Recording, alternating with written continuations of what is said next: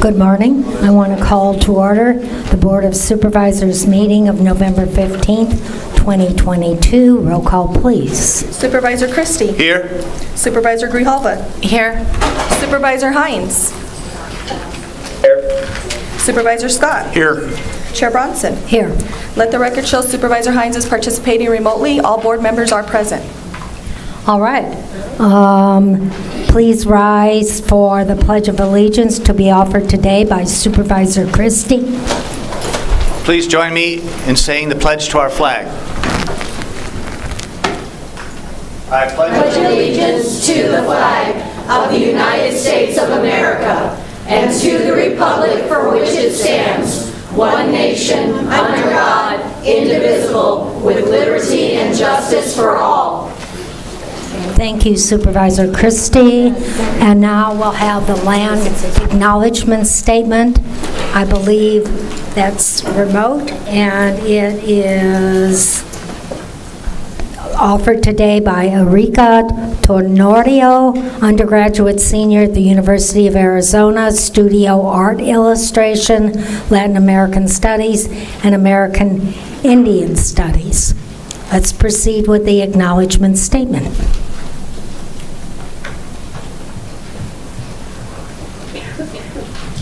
Buenas, Koi Morio, Toi Taiwe, Skoktash, Anyan Anak Chubik Erica. I am Central American, Mexican, Indigenous from the Chorotega, Yaqui, and Tono O'odham communities. I'm an undergraduate student at the University of Arizona. I'm double majoring in studio art illustration and Latin American studies with a minor in American Indian studies. I was born in Tucson, Arizona. I still reside here nearly 25 years later. I'm actually first generation on this side of the colonial border. Currently, I am finishing my last semester at the university at long last, and I'm planning on becoming an educator in hopes to give back to my Latino indigenous communities and teach about the arts and history, whether they have to do with Central American, Indigenous, and Mexican topics. I have been very vocal about making it known that Indigenous communities actively exist in Latin America in hopes that there is recognition and acknowledgement for our Global South relatives who reside on this side of the border that are at a disadvantage compared to our Global North relatives here in the US and Canada. And my works have to do with whether it's thesis topics or even my artworks. Now, I have the privilege to read the following statement. On behalf of Pima County residents, we honor the tribal nations who have served as caretakers of this land from time immemorial and respectfully acknowledge the ancestral homelands of the Tono O'odham Nation and the multi-millennial presence of the Pascua-Yaqui tribe within Pima County. Consistent with Pima County's commitment to diversity and inclusion, we strive towards building equal partner relationships with Arizona tribal nations. Upakarsay, Chokoi Utesia, Chapo.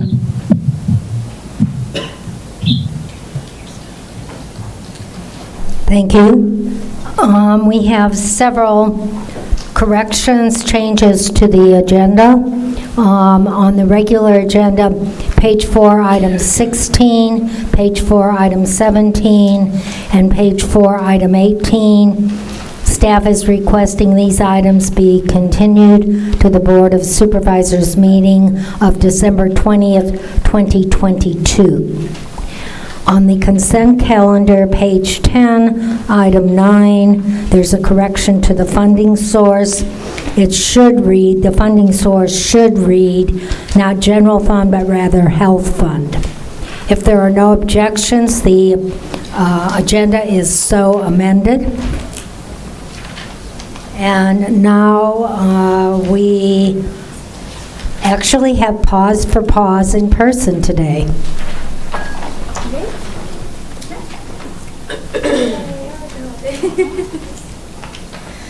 Good morning, Chair Bronson, members of the board, and the public. My name is Kaylee Murdoch. I'm the Public Information Officer at PAC. And today I brought my buddy Argo. Usually we bring puppies and kittens to this event, but Today I brought Argo to highlight Senior Pet Month.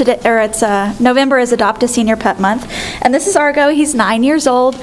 We don't know too much about his history. He came in stray about a month ago, but we do know that in the month he's been at PAC, he's been the best dog ever. He loves everyone. He's super sweet. He's gone to a bunch of offsite events and done really well. Just a super awesome dog. He said hi to lots of you as you came in. So just a really cool dog. Adopting a senior is really awesome. These guys tend to be a lot easier than your puppies, so they're not going to chew up your shoes or pee and poop all over your house. These guys tend to be a little bit calmer, easier to adopt. So we have lots of seniors that would love to meet you at PAC, whether that's for adoption, foster, or just to say hi. Thank you guys so much. Thank you. And we can't continue until he gets adopted. So who's going to do that? No. All right. Let's see. Moving on, we're going to... Oh, I'm sorry. You wanted a point of... Go ahead. Thank you, Madam Chair. Wanted to take 2 points of personal privilege. First one is to acknowledge the recent death and celebrate the life of Dr. Dan Bailey, who was a teacher, coach, principal, and superintendent in Southern Arizona for many years. As many of you know, I was for 5 years the principal at Catalina High School in the Tucson Unified School District. And the first class that I gave diplomas to was the class of 2010.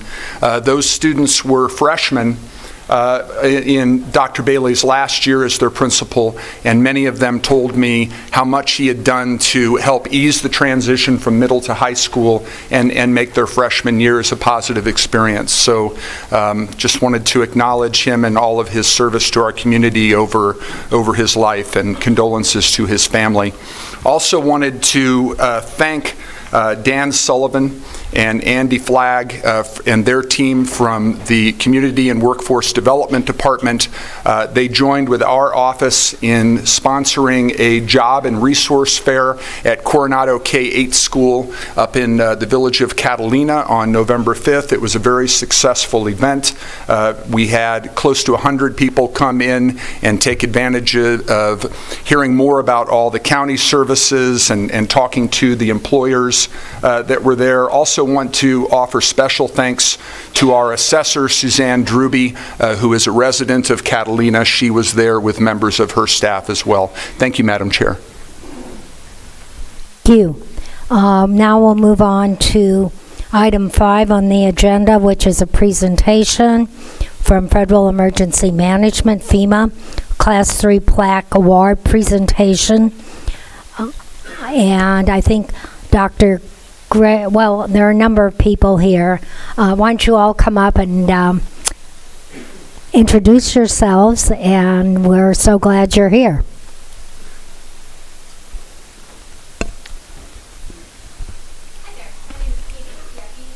FEMA, is this better? Perfect. Hi there, I'm Katie Lipiecki. I'm the Mitigation Division Director at FEMA Region 9, which is based in Oakland, California, and includes Arizona as well. I didn't pronounce your, well, I was waiting for you to pronounce your name. Wasn't quite sure how to do it. I get that a lot. Okay. Good morning. I'm Suzanne Shields, the Director of Pima County Flood Control District. Eric Shep, Deputy Director with the Flood Control District. Greg Sachs, I'm the Community Rating System Coordinator with the Flood Control District. Joseph Kafari, Public Information Officer with Pima County Flood Control. All right, great. Well, thank you so much for having me here today. It is my pleasure to be able to be here and recognize Pima County for your achievement of earning a Class 3 status in the National Flood Insurance Program's Community Rating System. The county is the first and only CRS Class 3 community in Arizona, and is one of only 17 Class 3 communities in the nation. This is a prestigious class level and is one that very few communities actually achieve. Through your long-standing leadership and commitment, your residents are safer and more resilient to the damaging effects of flooding. Flooding is the nation's most frequent and costliest disaster. It costs the U.S. billions of dollars every year, and floods can strike without warning, often outside of our designated floodplains. Just an inch of water can cause an estimated $25,000 of damage, and survivors who do not have flood insurance can struggle financially and emotionally to recover from the devastation. Staff and leadership within Pima County and your community understand these risks, and you've taken concrete actions to protect your community and your residents. Through your longstanding leadership and commitment to raise awareness and prepare for the impacts of flooding, your residents are safer, your neighborhoods are more resilient to the damaging effects of flooding. The county has chosen to partner with FEMA, and another way you're actively mitigating your risks is through your participation in the CRS, or that community rating system.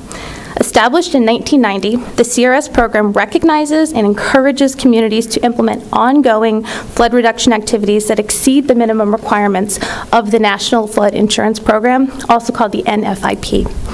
Participating communities in the CRS are rewarded with incentives in the form of discounts on flood insurance premiums for residents and businesses. Additional benefits include increased public safety, reduced human suffering, and reduced economic disruption. The bottom line is CRS communities are more resilient and recover faster after a flood. Pima County joined the CRS in October of 1991 as a Class 9 with a 5% flood insurance premium discount, and ever since then, the leadership in the county has worked very hard and made commitments that have advanced your CRS standing, which has resulted in lower flood insurance premiums and increased public safety and community resilience. So recently, and the reason I'm here, Pima County exceeded the NFIP's floodplain management standards and achieved a Class 3 ranking. The ranking goes from Class 10 at the lowest rung and Class 1 at the highest. So Class 3 is quite an achievement. And this results in a 35% flood insurance premium discount annually for residents that are located within that special flood hazard area or that high-risk floodplain. As I mentioned earlier, this is not an easy achievement, and many communities have not achieved this status. You should be proud of your CRS coordinator, your floodplain management staff, and the whole flood control district. Advancing classes is hard, and it is significantly harder as you approach that Class 1. This Class 3 rating means that the 1,625 NFIP policyholders in the county's high-risk floodplain, again, will save 35% a year on their flood insurance premiums. On a countywide basis, premium savings amount to approximately $26,000 a year. $426,000 a year, a little different. The savings to policyholders can potentially be spent on goods and services and boost the local economy. Your CRS program actively addresses many important aspects of good, sound floodplain management, but there are 5 that I would like to highlight. Distributing important health and safety outreach materials about flood hazards, flood protection measures, and flood insurance information is one of those reasons that the county has received this distinction. Additionally, promoting and restoring open space. Pima County is one of Arizona's top CRS point earners for this particular activity.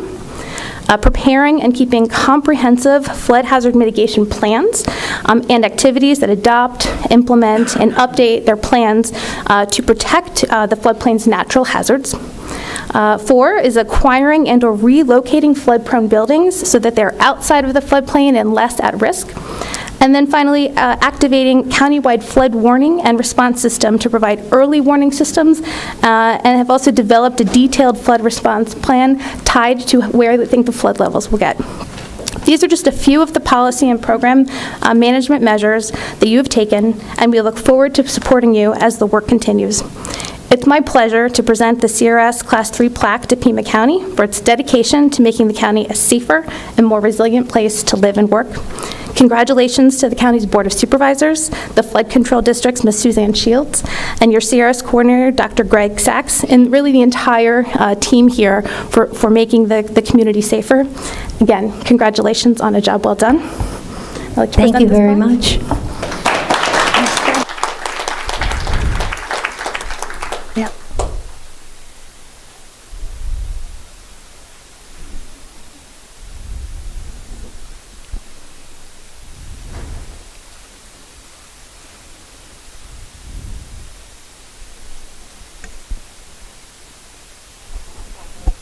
Congratulations. And again, thanks to our Flood Control District for the great work you do. And we'll move on now to item 6, which is a presentation proclamation, and it is to Carlos Ruiz, Chair, Small Business Commission, proclaiming Saturday, November 26, 2022, to be Small Business Saturday. I'll move the item. Motion and a second. Any objections? Hearing none, motion carries. I'll do the presentation.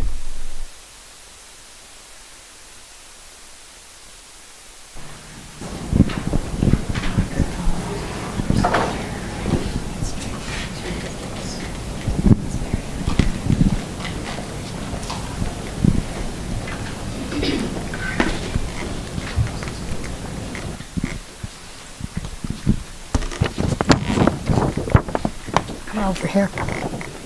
And you get to hold this. Okay. All right. Thank you.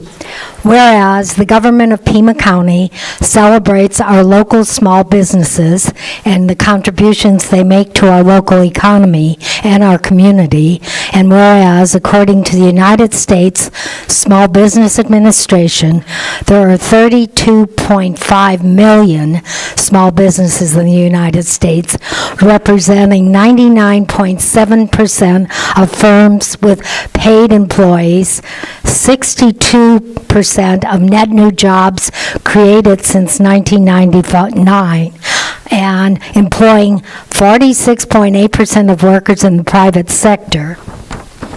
And whereas 79% of consumers understand the importance of supporting small businesses in their community on Small Business Saturday, 70% report the day makes them want to encourage others to shop small, independently owned retailers, and 66% report that that day makes them want to shop small all year long, and whereas 58% of shoppers reported that they shopped online with a small business, and 54% reported they dined or ordered takeout from a small business restaurant, bar, or cafe on Small Business Saturday in 2021. And whereas Pima County supports our local businesses that create jobs, boost our local economy, and preserve our communities, and whereas advocacy groups as well as public and private organizations across the country have endorsed the Saturday after Thanksgiving as Small Business Saturday. Now, therefore, be it resolved that the Pima County Board of Supervisors hereby proclaims Saturday, November 26, 2022, to be Small Business Saturday, and we urge the residents of our community and communities across the country to support small businesses and merchants on Small Business Saturday and throughout the year, passed and adopted this 15th day of November 2022. And congratulations for all the small businesses, and would you like to say a few words? Sure. On behalf of the Small Business Commission of Pima County, I would like to accept this proclamation and thank you for passing it. And what small business are you involved in? My small business is HT Metals. It is a custom cutting raw material distributorship here in Tucson. All right, and I think we have probably a few people in the audience who are also small business people, and thank you for being here, and hopefully we will shop local, and again, it's amazing what you do for our communities and how important you are to our economy, so congratulations. Thank you, Chair Bronson. All right. I'm vertically impaired.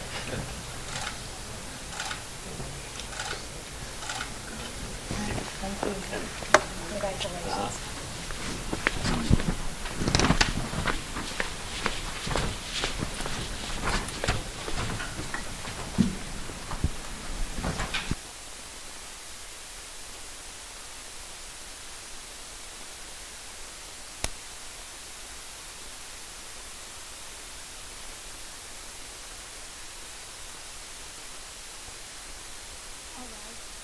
For the record, we have a number of agenda items that are set for a time certain. The first one is Constable Administration and Oversight. And the second one is body-worn cameras and tasers, items 11 and 12 on the agenda. What's the pleasure of the board? This is Constable Administration and Oversight. Madam Chair, what is it that you're trying to accomplish as far as time certain? These items were set for a time certain at the request of the constables, I believe, and county administration. So At 9:30. Chair Bronson? You're out of order.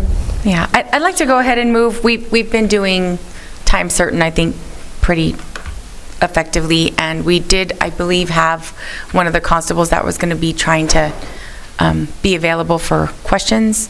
That's correct. I'd like to go ahead and, honor that request and move on with 11 and 12. Oh, and item 19, which is the classification compensation of the constable's office. Okay. And I'm going to, county administration asks that these be heard. Ms. Lesher? Chair Bronson, we had asked for a specific time on this item so that the presiding constable, Mr. Lake, could be with us. I don't know if Mr. Lake is here or not. But we're happy to go through them in that there's a package of really 3 elements that we've combined in order to provide some assistance to the constables. One is to indicate that we are encouraging them to develop their internal manual and some of the guidelines and procedures within their own organization, and that our hope is that by indicating that they can voluntarily go through that, or that we would begin to bring back to the board the recommendation that we modify salaries. That would not happen until the next election cycle in 2024, go into effect in 25, and that we were looking at allowing the constables then to more equitably divide the workload and provide consistency to approach, et cetera. In speaking with the presiding constable, we felt that this was a tool that he and the constables could use to get cooperation and the voluntary delineation of standards within the organization. Another element of this is that we recommend that we add to the legislative agenda for 2023 under the element of fortify public safety to pursue and support measures to increase authority in working with the constables on their workloads. So the first agenda item about constable oversight and administration is that package that I just delineated. The other elements are to provide the funding for body-worn cameras and tasers for our constables working in the field. And that third element was to develop the position of deputy constables so that we have AZ post-certified individuals who are available to go with the constables if they so choose when they are faced with some difficult situations potentially. So those are the elements we've looked at bringing together for the board today to consider on behalf of the constables. Madam Chair? Supervisor. I think we can delve through these fairly quickly. First of all, we are dealing in areas of the Constitution and in the legislature, and these are elements, some of them are anyway, elements that the board has no authority or purview to deal within, as it was affirmed by the Arizona Supreme Court that constables are constitutional. I'm going to interrupt you a minute. Everybody, please turn off your cell phones. Go ahead, proceed. That constables are constitutional officers, and any changes to the office are constitutional issues. Therefore, constables cannot be eliminated by the county or by the legislators without a constitutional amendment. This further says that only constables and sheriffs are able to serve writs, evictions, and asset seizures to satisfy civil judgments, and that private process servers, municipal police officers, or any other county employees cannot enforce evictions or asset seizures. Further states that By statute, constables are peace officers charged with making arrests and keeping the peace. Constables and sheriffs are the only elected peace officers in the same state. Cutting constables' salaries or budgets is defunding the police. Constables receive Arizona Post approved training upon election and must receive 16 hours of training a year. Newly elected constables receive 40 hours of training. Constables, like justices of the peace, are elected to their precincts and reflect the values and needs of their specific community. Two precincts, even within the same county, can have radically different views, values, and needs. To require all constables in the county to conduct their business the exact same way is not realistic. Constables are required to follow state law and execute court orders as directed. However, both they and the sheriffs have discretion on how they fulfill their duties. It is inappropriate for one elected official to dictate to another elected official how they shall perform their duties. It would be just as unethical for the Board of Supervisors to dictate to the justices of the peace how they will conduct their courtrooms as how they will rule on certain issues. Constables have many more checks and balances than most other elected officials, and it is also determined that they are to be elected because if they are to seize private assets, they must be accounted and accountable to the voters. Before we proceed on anything, I am asking that we get a legal opinion of all these matters, particularly the one dealing with constables' administration and oversight, and that there be no action taken on item 11 until we receive that legal opinion.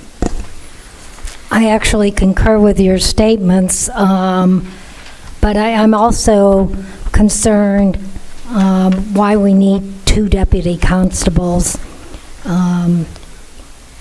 I just don't see the need, and this seems to be a permanent and expensive solution to a temporary problem for an office that, as you indicated, is statutory. Are we going by each of these items, or are we addressing them all in total? I think we're probably addressing them all in total, but Supervisor Grijalva. Yeah, I would prefer going through each item, so if there's going to be action on any one, it's really clear to everyone what it is that we're doing. I would agree. Okay. All right, so... My request on item 11 is that no action be taken and to be continued until we receive a legal opinion from the county attorney's office. And that's by way of a motion? So moved. Second. Chair Bronson? Supervisor Grijalva. I do think that it's important to note that under recommendation 2, it does say that salaries can be reduced to the minimum amount allowable by law, which is the amount that is being requested. And I think the goal there is to try to even out and distribute the workload equitably, that there are some I silenced my phone. I have no idea. That there are, okay. I have that there are some constables that there was an assessment of workload done by our previous county administrator, and that it really is not equitable. You have some people that are have a much heavier workload. So I just think that makes some sense. But if it's the will of the board to wait on this item until we get a little more legal opinion, I'm not opposed to that. I would ask that, obviously, that Supervisor Grijalva's concerns be addressed in the legal opinion. Call the question. Yeah, if there's no further discussion, let's do a roll call. Okay. Supervisor Christie? Yes. Supervisor Grijalva? Yes. Supervisor Hines? Yes. Supervisor Scott? Yes. Chair Bronson? Yes. Motion carries unanimously. Moving on to item 12. Madam Chair? Supervisor Christie. I had a long discussion with the Chief Constable yesterday regarding body-worn cameras and tasers. He is requesting this. It's part of a contract. There will be additional charges coming for the storage and evaluation of the elements of the body-worn camera findings. However, he is very much in favor of this, as He feels this will give transparency and accountability and a good picture of what an instance happened. So I would move that we accept the request for body-worn cameras and tasers for Pima County constables. I'll second. Oh, sorry. Okay, there is a motion and a second. Any discussion? Roll call. Supervisor Christie? Yes? Supervisor Grijalva? Yes. Supervisor Hines? Yes. Supervisor Scott? Yes. Chair Bronson? Yes. Motion carries unanimously. Moving on to item 19. Madam Chair? Supervisor Christie. Again, I had a long discussion with Chief Constable Lake yesterday, asking him about the 2 deputies that you talked about, and they would be really floating deputies to do the preliminary work of constables. For instance, most constables prepare an eviction notice with a notice that an eviction notice is coming, and delivery of other papers from the courts. We are sorely understaffed and undermanned in the constable divisions, and these 2 individuals would be at the discretion of the chief constable to fill in areas that have high traffic, high volume of areas that would reduce the workload. They would have all the training and all of the background as a constable. However, the actual constable would do the actual service of papers.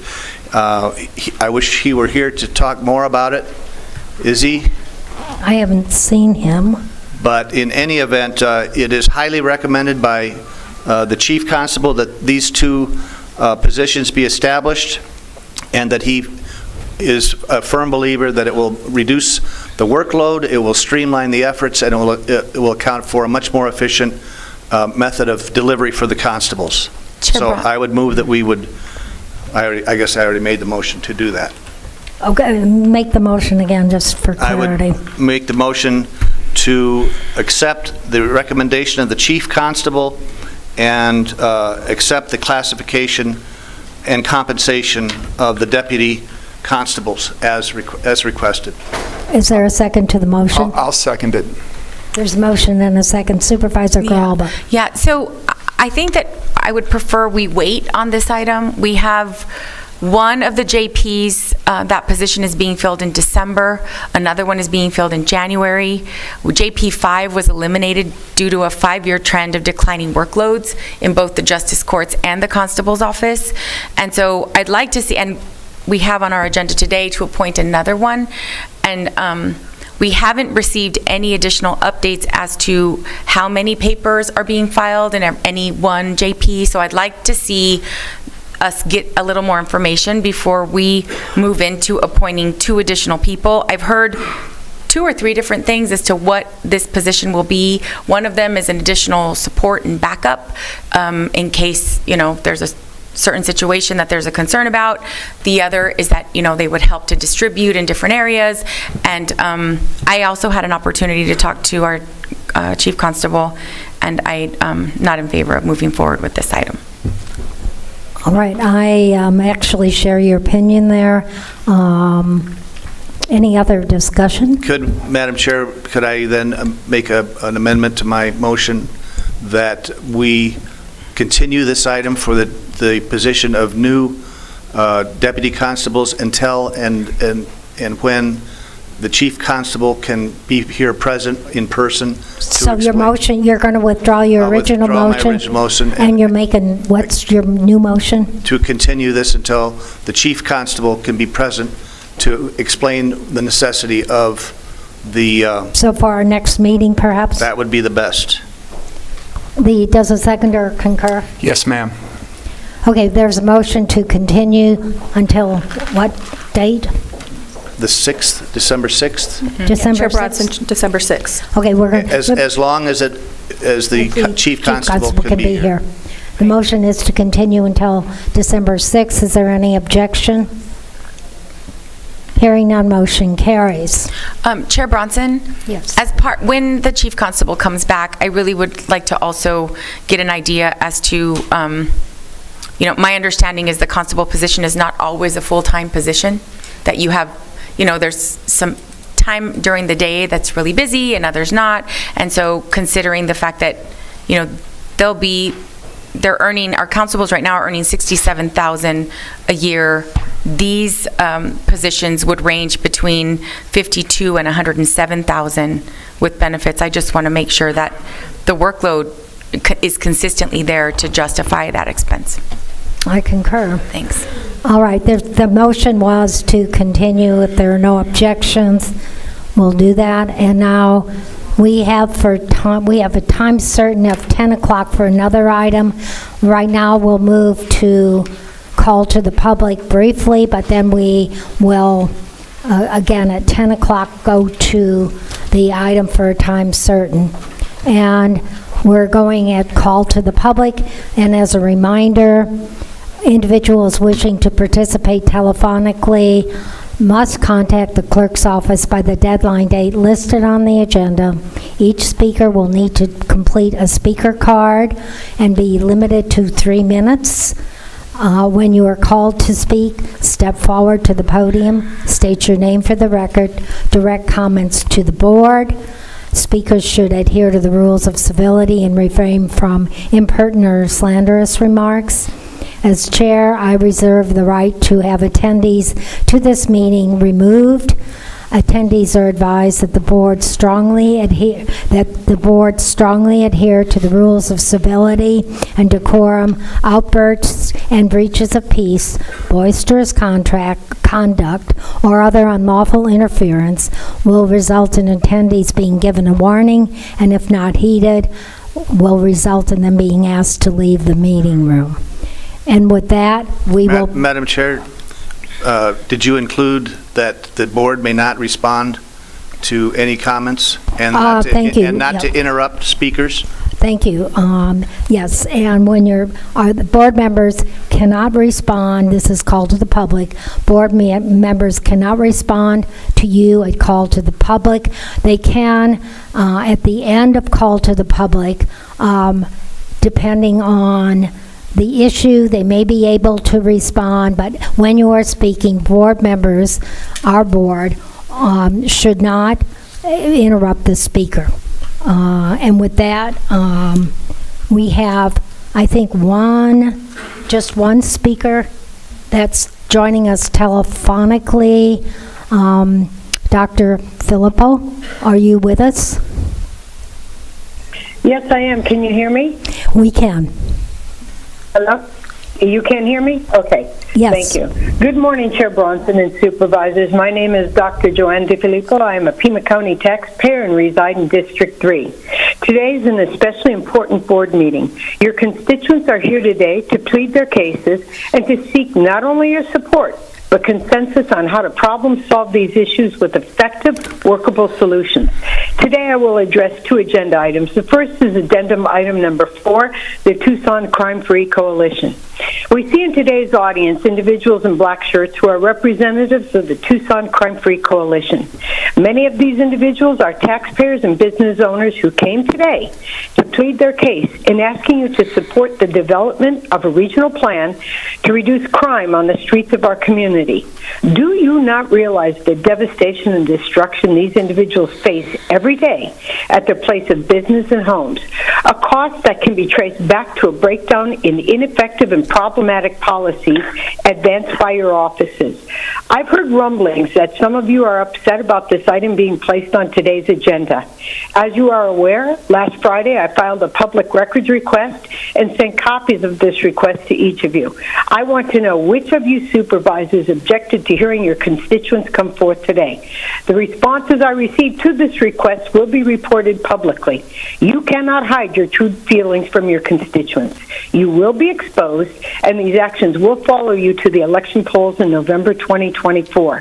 While you actively strive to protect the rights of those affected by homelessness, you forget to protect the rights of those who pay for your misguided policies. It's as if you want to punish your tax-paying constituents for being able to own a business or a home. Without their tax dollars, you would be nothing. We too deserve to live in a crime-free environment where all can enjoy the beauty of this region. As to addendum item 3, 2022 elections, I'd like to first thank Supervisor Christie for placing this item on the agenda. Secondly, I do want to address this item specifically to Ms. Lesher. In Constance Hargrove's memo to you dated on or about November 2nd, Ms. Hargrove referred to taxpayers questioning the certification of the election machines as making quote-unquote untrue statements. Ms. Hargrove then states, quote, "The conspiracy is a misunderstanding of the federal lab testing accreditation process," unquote. Ms. Lesher, as county administrator, you should never allow a county employee to interject personal biases and inflammatory references such as conspiracy in any memo released from your office. Such action is nothing more than showing of your discontent and lack of respect to those who pay your salaries. You may not agree with the questions asked or statements made by taxpayers, but you do not have the right to pass judgment on these individuals. Every taxpayer deserves an apology from both you and Ms. Hargrove. Thank you. Thank you. Tara Radliff.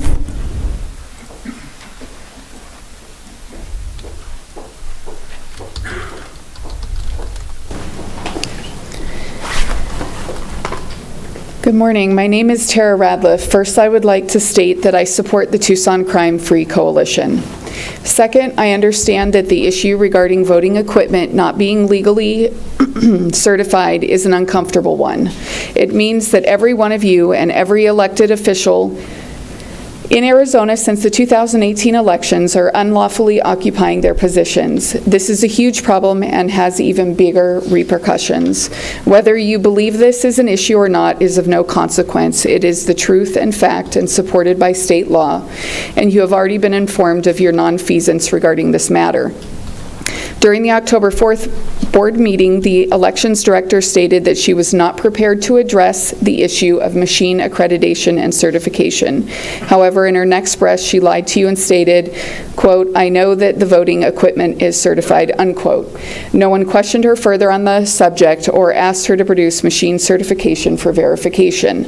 With that in mind, I am asking you to authorize 100% hand count of at least 2 state races, 2 local races, and 1 proposition to be completed before the certification of You're out of order. votes. Please, let the speakers speak. I'm proposing this for the following reasons. 1, many of your constituents believe there are serious integrity and security issues with the voting machines. 2, there was a 2% hand count done on the 12th. However, this was not a true random count of every single ballot because not all the ballots had been processed and counted by the 12th. There is no statistical way that this was a true random sampling, and it will not create a true result. So what was the point? 3, if history repeats itself, a large number of Republicans voted in person on Election Day. That would mean that their votes would be some of the last to be processed and counted, and many of these ballots had not been counted before the 12th to get a sampling for the 2% hand count. This was done intentionally or with pure incompetence. Either way, this is a considerable liability to this board. The best and most effective way to calm your constituents' fear is to allow them to see for themselves that there really are no issues with the voting machines and equipment. Allowing 100% hand count will promote voter trust in you and boost the trust in our voting system. I implore the board to take a stand today, have courage, set aside your egos, and tell Pima County voters that you will honor our laws and your oaths of office by voting for 100% hand count. Thank you. Thank you. Again, ratchet it down. Austin Vanderheyden. Austin?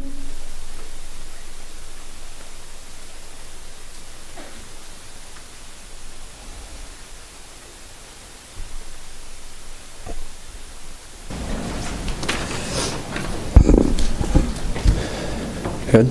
Did I pronounce your name correctly? Probably not. Shockingly, you did, yeah. Oh, dear. I Yeah. am shocked. Go ahead. All right, my name is Austin Vanderheyden. I'm the Municipal Affairs Liaison at the Goldwater Institute. At the Goldwater Institute, we've been involved in litigation and are developing public policies related to these issues we're discussing here today. I want to start by thanking the Tucson Crime-Free Coalition and County Administrator Lesher for bringing this important issue to the attention of the county and city of Tucson. Unfortunately, the issues that business owners, property owners, and citizens of Tucson are facing are not unique. As many of you know, Phoenix is dealing with a crisis of their own. In one downtown area where over 1,000 homeless people have set up camp, crime is rampant. Businesses and livelihoods are being destroyed, and people's safety and well-being are threatened daily. For example, we've heard from several property owners in the area whose property value have plummeted, some properties even being deemed unsellable, ruining their lifelong retirement savings. One business owner has been forced to seal all the windows on his property so urine stops leaking through his building. Police are called to this area an average of 6 times per week for crimes related to murder, arson, rape, and drugs. The city's done absolutely nothing, and even told police to take no action, effectively destroying properties and businesses and causing a serious nuisance in the middle of the city. The City of Phoenix and Maricopa County are currently facing a lawsuit, which my organization, the Goldwater Institute, is involved in, due to its inaction and failure to protect the law-abiding citizens that they serve. The reason I bring up Phoenix is because Tucson and Pima County do not need to be Phoenix and Maricopa County. You have a great group of people here in the Tucson Crime-Free Coalition who've worked hard to start the conversation on how to create immediate action. Solutions are needed now. There's a lot of long-term solutions out there, or there's solutions that don't address the root of the problem. But what's needed here is immediate action. Inaction isn't compassionate to business owners. It isn't compassionate to the people that are living on the streets. Instead, it subjects everyone to dangerous and unsanitary conditions and ruins people's lives and livelihoods. You have a great opportunity here to do something that addresses immediate issues and that will make a positive impact on the lives of the people on the streets and the people who are just trying to make a living in your city and county. The Goldwater Institute supports ideas that addresses these serious and growing problems, protects people from crime and from having their safety threatened and their livelihoods destroyed, and ideas that don't kick the can down the road. Again, I just want to thank the Tucson Crime-Free Coalition for starting this important conversation, and thank you all for wanting to discuss the ideas that put immediate action forward. Thank you. Thank you. And I see that you have written comments. If you submit them to the clerk, we'll put them on our webpage. Our next speaker, James Bishop.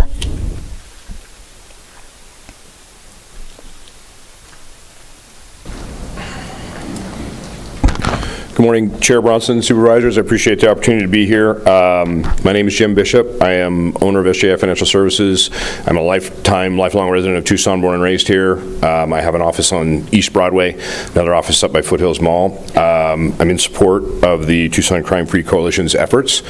I just wanted to be sure that the board really understood the scope and, I guess, widespread issues of crime. Again, I was born on the east side of Tucson. It was always a very safe place to be. Minimal amount of crime, really didn't spread that far. My office at Broadway and Pantano is under constant siege from criminals. There are 19 business owners in our complex, so I'm here representing all of them. We spend every single day cleaning up drug paraphernalia. We have physical intimidation by criminals who are on the property early in the mornings. Our employees, some younger folks have literally had homeless people walk into the office, and I shouldn't use the word homeless, I guess, criminals walk into our office and intimidate them directly. We've had physical confrontations. I want to say thank you. I saw our sheriff's deputies over here because SO and PD are grossly undermanned, and we appreciate their efforts. But I've literally responded to a burglar alarm in the middle of the night with a firearm. I called 911. The perpetrator wanted to have a fight. I said, I have a firearm. The 911 operator said, who has a firearm? I said, I have a firearm. Who? Me. I have a firearm. Their response to me was, call us if it escalates. Wow. Bad guy's 6 feet from me, wants to fight. Second time we've encountered the same guy. I think the efforts by the Crime-Free Coalition are excellent. The only thing that we've had put in steel bathroom doors to our outside access. I don't know what these criminals did to break it down, but they broke it down with some large inanimate object. Drug paraphernalia, garbage of all kinds. The only thing that made any difference was when PD made an arrest of a prostitute who was using our upstairs outside balcony for a place of business. After they finally made an arrest, which to their credit, they did a good job of when they had the resources to respond, that slowed it down. So I hope that the initiative by Tucson Crime Free is carefully considered. I'm not a frequent flyer here. I'm not a person who often comes before the board, so I appreciate your taking my concerns, understanding that, and hopefully some movement in the right direction is taken. Appreciate it. Thank you.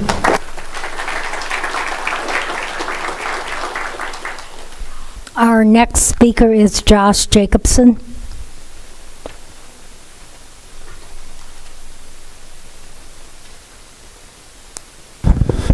Good morning, Supervisors. My name is Josh Jacobson. I'm a local restaurant operator and a steering leader for the Tucson Crime-Free Coalition.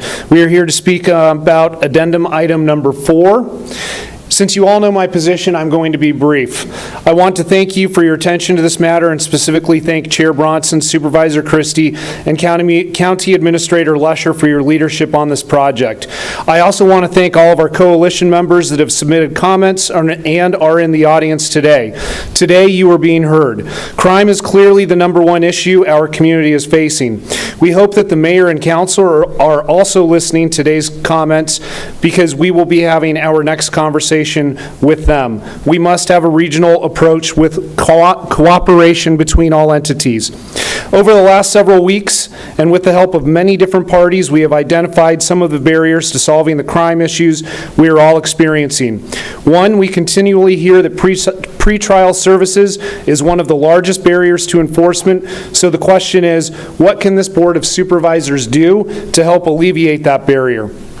2, the need for the triage facility to get up and running immediately is extremely urgent.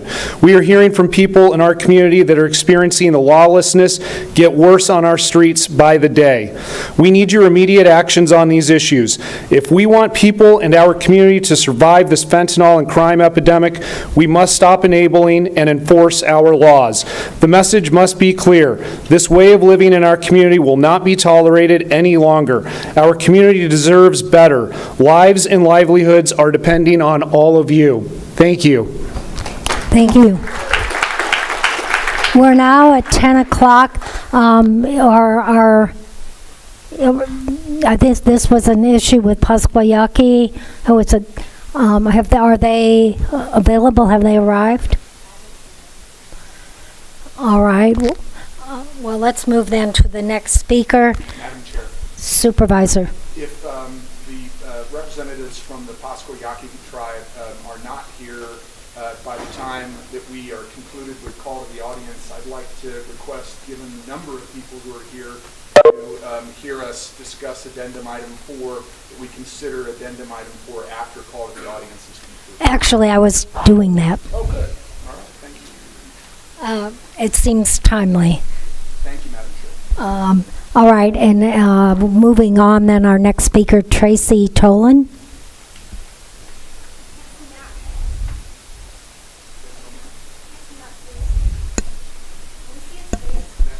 Matt Hines. Yeah, we can't see his face. Isn't that like a meeting issue? I'd rather not see his face. I need to see it. I don't want to see it, but Okay, ma'am, you're out of order. I agree with you. I would like to see his face, but you're out of order. And I can't force him to show his face. he works for us. Yes, he does. Okay, again, you're out of order. You're out of order. Let's let the speaker speak and curb your enthusiasm. Okay. Thank you. My name is Tracy Toland, and I'm here to speak in support of the Tucson Crime-Free Coalition and to share my story. The culture of lawlessness begins with a small breach. Then it creeps forward, it moves quickly, then moves beyond our control. The fatal move, allowing the initial breach of the law, and this is what's occurred in Tucson. I had a homeless camp set up directly in front of my house, hidden in the oleanders. The homeless were intoxicated, fighting, littering. Cars would frequently make quick stops, raising suspicion of drug deals occurring. All was caught on security cameras and given to my council member Steve Kozachik's office. The response I received from them was stunning. While your house facing the, I quote from their office, While your house facing the Arroyo isn't ideal, they could state that it is an outdoor public space. An approach Councilmember Kozaczek has been asking mayor and council to support is for the city to establish several moderately sized, controlled, and monitored encampments. TPD would make daily stops, as would service providers. There would be a porta-john, some hand washing provisions, and the overall goal would be to transition people from the encampment into a more stable form of housing. Having you share support for the ideas with the rest of the mayor and city council would be helpful. I refuse to advocate for Skid Row in Tucson. When I called TPD to report an unhoused person outside my young children's window, the responding officer told me he was probably trying to use my water. I guess this is no longer theft of services. And those of us that call for help are shamed into feeling guilty for these vagrants, and we have no recourse. Fortunately, I reached out directly to Chief Kasmer. He was responsive, vigilant, and found a solution to remove the camp, something Steve Kay's office is unwilling to do. We cannot continue on like this. We must enforce laws that stop the first breach. Allowing people to live on the streets like this is not the humane answer. I refuse to let this continue in my front yard, where my children have to go to play. They can't go check the mail without being in fear of a drugged out zombie person coming up to them. My own home, the first home my husband and I ever bought. Shame on the city. Shame on everybody who is allowing this to happen, letting children and women who stay at home live in fear. Yes. Shame on you. Yes. Thank you. Again, curb your enthusiasm, please. We still don't have, they're here. Okay, then let's proceed to what? It's addendum 6. Addendum 6.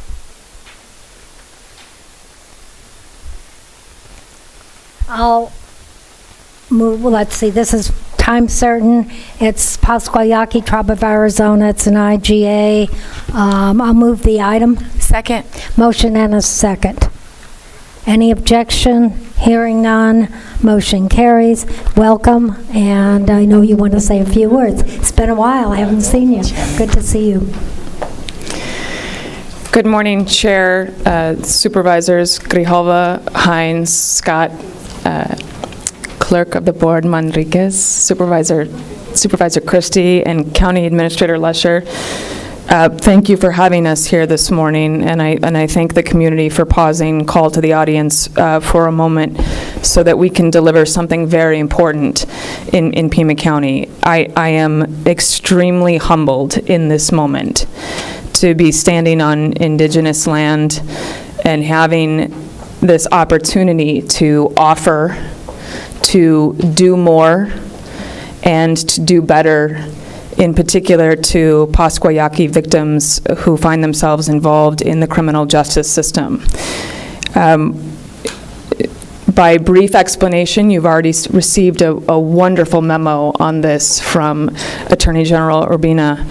But by brief explanation, in my years in federal court, the U.S. Attorney's Office always had a specially deputized prosecutor from both Pasquayaki and the Autumn Nation, and a number of staff, and that collaboration best served the Autumn Nation and the Pasquayaki people to make sure there was communication and collaboration and good service to victims. I'm sorry it's taken this long for me to get my feet under me as a new administrator, but I am so unbelievably pleased that we have this opportunity now to specially deputize a Pasquayaki prosecutor. We are in negotiations with the Autumn Nation as well to deliver on the promise to serve all of our people and not just some of our people. With that, I thank the board for carrying the motion. I want to thank Civil Chief Sam Brown I want to thank our prosecutors who worked on it, Mr. Kyle Johnson, who just walked in. I want to thank you for your hard work on getting this agreement together. Contracts are always complicated, no matter all best intentions. And now, most importantly, of course, I want to heartily welcome Chairman Yocopicio, Attorney General Urbina, Chief Prosecutor Malena Acosta, and Chief Deputy O.J. Flores. I am so humbled and honored to stand next to you.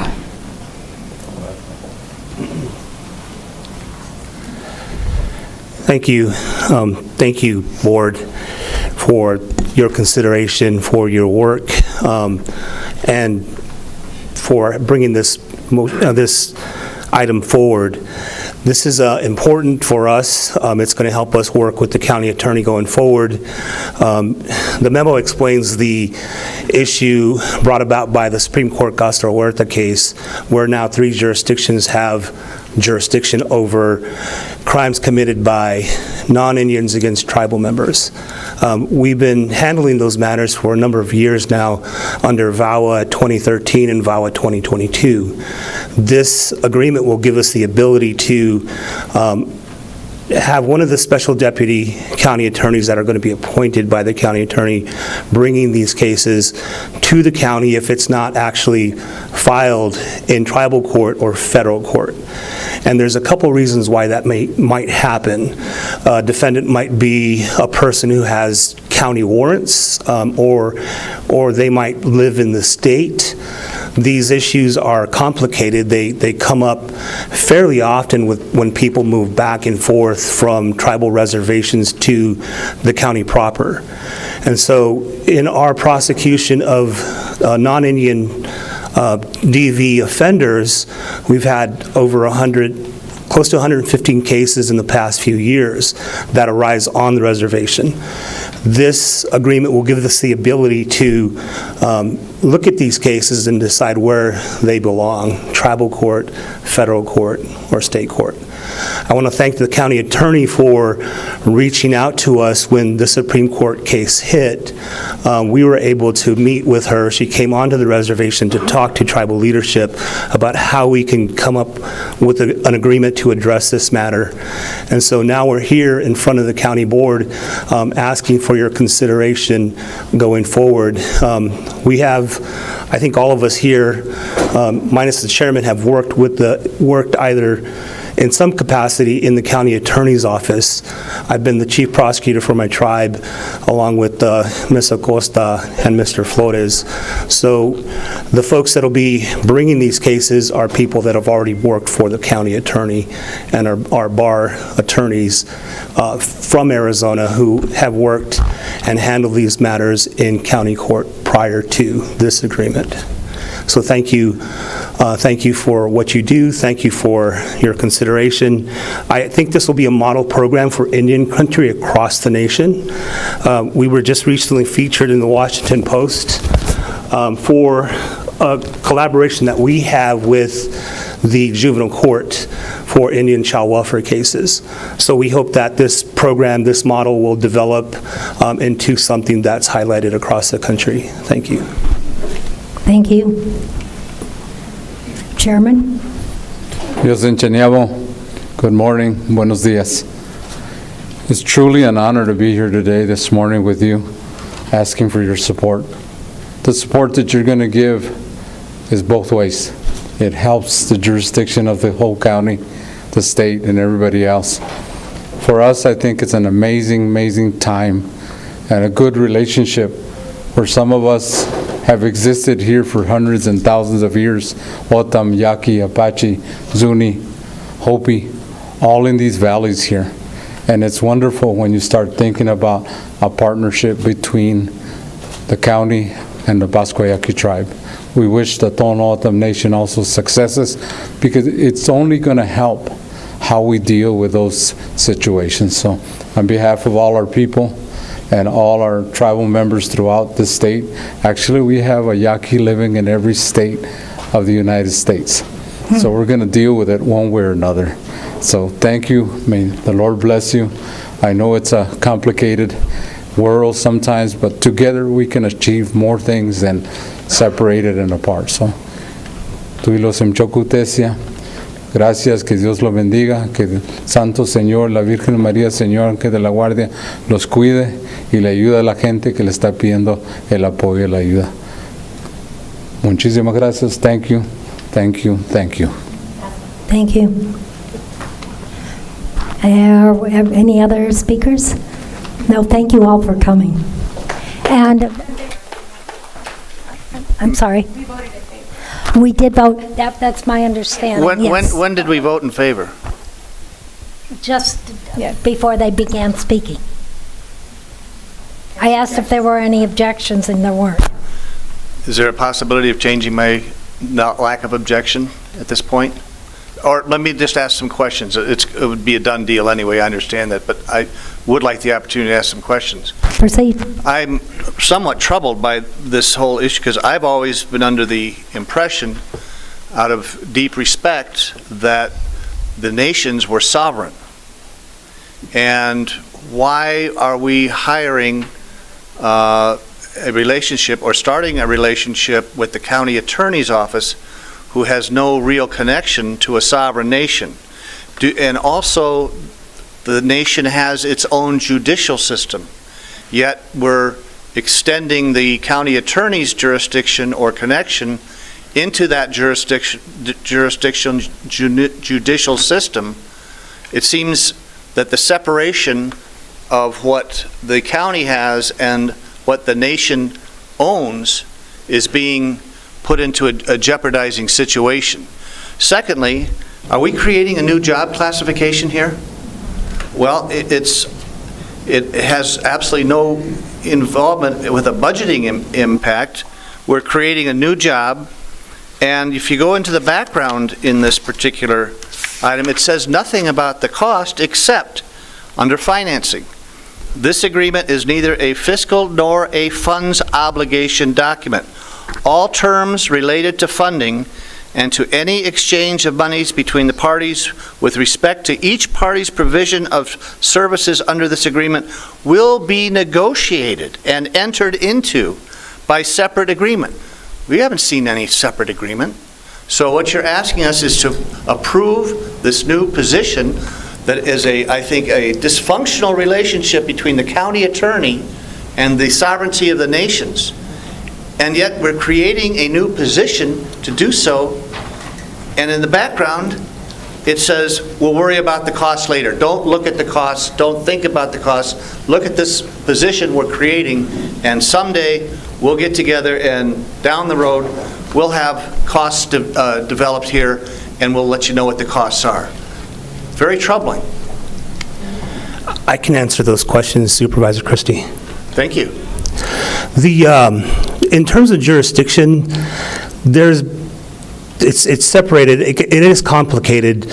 On the reservation, it is separate. It is sovereign. However, the state, the federal government, and the tribe all have jurisdiction over certain people and certain crimes.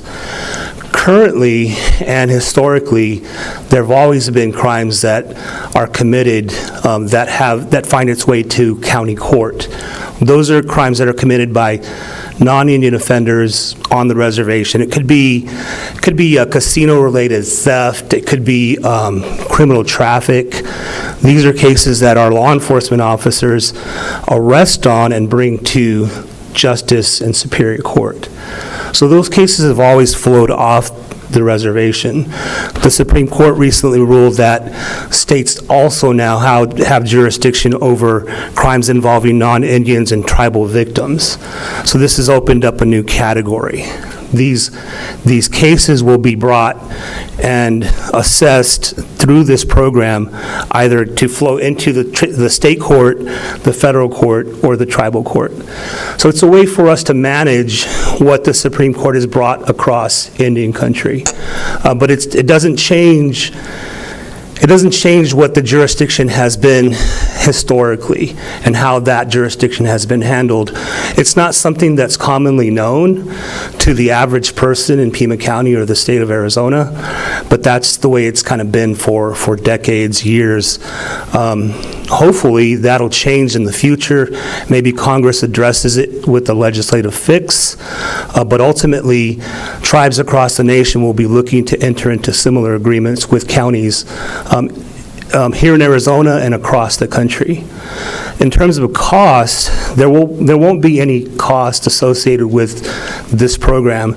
The county attorney will be using her authority to appoint a special deputy prosecutor whose cost will be paid by the tribe. So those positions are they're positions that are already working within our prosecutor's office.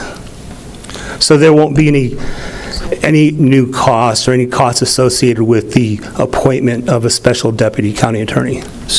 Madam Chair, so sir, there will be no agreements to be negotiated and entered into separate agreements regarding costs. There will be none.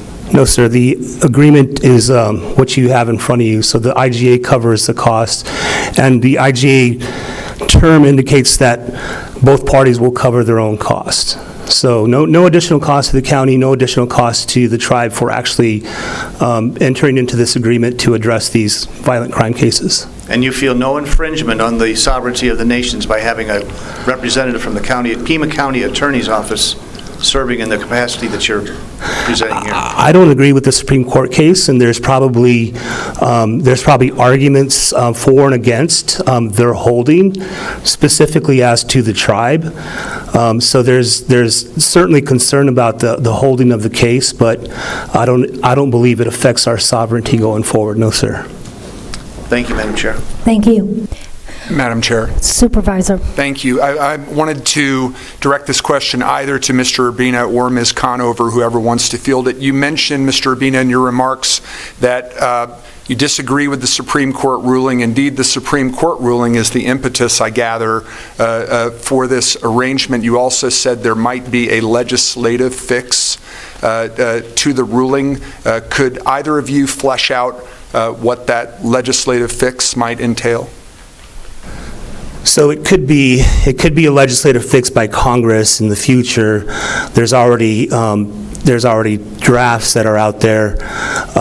It probably won't be something that's addressed here in the lame duck session, perhaps in the future, 2023, 2024, after tribes and states weigh in. But essentially, the legislative fix is clarification of jurisdiction for tribes generally, basically saying, okay, tribes have jurisdiction for X, Y, Z, and then it's called an Oliphant fix, and basically it's restoring tribal jurisdiction over all crimes, over all people that occur on the reservation. That legislative fix is subject to the whims of Congress, and so... Aren't we all subject to the whims of Congress? So, will it happen? I'm not sure. Madam Chair. Supervisor. Could we ask... I just have... Chairman. I have a comment, both of you and all the board. When you start looking at jurisdictional issues, you start thinking of a reservation. We look at the whole county, the whole state. For I myself, sir, am a taxpayer to the county. 2/3 of all our tribal members live off the reservation. So we have to deal with jurisdictional issues. And every single year that we have to figure out how to pay our taxes, we deserve the right to any way or anyhow we can work together, because we do pay our taxes. And for me, it's just a misconception when you start thinking of just putting us in a zone or a cell or something like a reservation. All of this land is what we all are privileged to, including you, sir, and all of you on the board. So for me, the agreement that we're looking at would be no further things to you and costs. I think we figured that out together, and we know this is a matter of just going down the path and figuring out how we can adjust things and figure out there's no one way or true way to deal with this. Congress is the one that has set this forth, and we have to deal with it. So other than that, I ask you to be considerate, and I ask you to be respectful, and I ask you to consider what you guys have voted on and give it a chance, because you're going to deal with us anyway, because we've been here for thousands of years. Good point. Madam Chair, Supervisor Scott, I think a real-world example might help as well. And we've certainly been very much trying in this administration to look forward and not backward. But we have a responsibility to take care of Pascua Yaqui victims of violent crime that occurs off the reservation. Again, as Chairman Yocopicio just said, everyone lives everywhere and everyone travels everywhere, and that can happen. And when I arrived, after watching for 10 years the U.S. Attorney's Office grant authority without cost, grant authority to tribal prosecutors to co-try cases and to best serve Pascua Yaqui victims, I was surprised that we did not have the same agreements in place. So importantly, Supervisor Christie, that there's no cost associated. It's simply granting authority so that if we have a Pascua Yaqui victim of a violent crime, they might come and co-try that case, and that increases accountability for our service to the Pascua Yaqui tribe, oversight, and it opens up lines of communication. I think our office will be tremendously served by better collaboration and communication and the free flow of that. I'm very much looking forward to this partnership. Thank you. Supervisor. Thank you, Madam Chair, and thank you, Mr. Urbina, Chairman Yocopicio, Ms. Conover. Could we request, Ms. Lesher, if there is any information we can get when the new Congress is seated from Mr. Rossi, our lobbyist in Washington and Phoenix, as to whether or not there is any kind of, to use Mr. Urbina's term, legislative fix moving forward with this matter? I think that would be of interest to the board. Thank you. Any further discussion? Thank you all for coming, and let's make this partnership work. Thank you. Thank you. Thank you very much.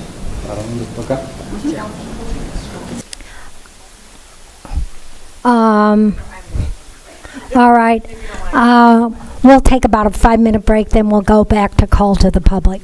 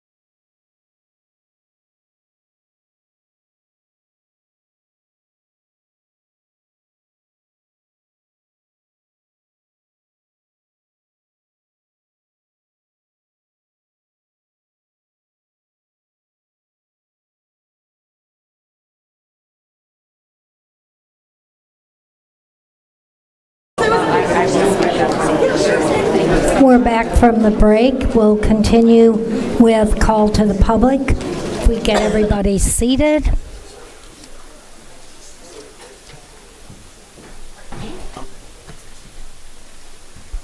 Our next speaker is Cheryl Caswell. Cheryl? Oh, there you are. Thank you, Madam Chairman, Supervisor Christie, and Supervisors.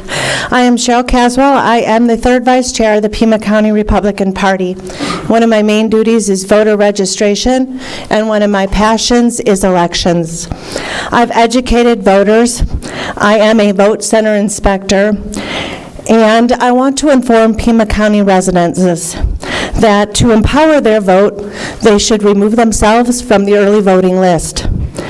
Voters have always been able to request an early ballot during the voter request period time. There's no need to have a name on a permanent early voting list. I'm here because I feel as though contact with voters have expressed to me their civil rights have been violated. There are two components to the election recently many voters have expressed to me.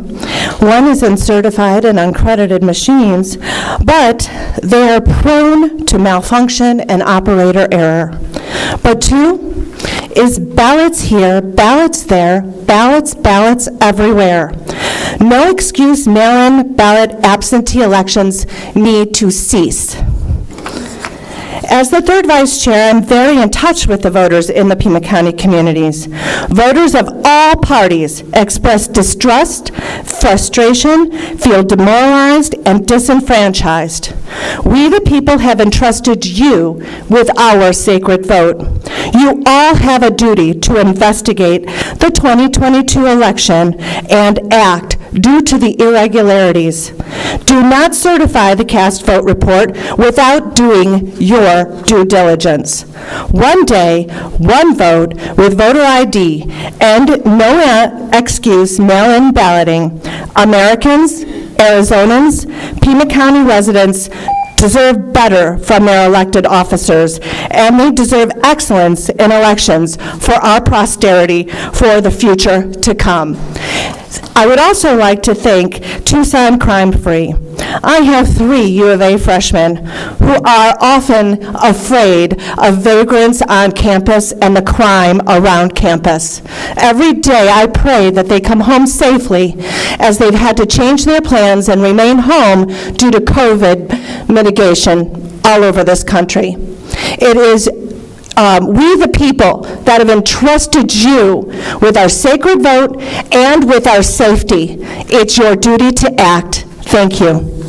Thank you. Again, curb your enthusiasm. Kevin Daly.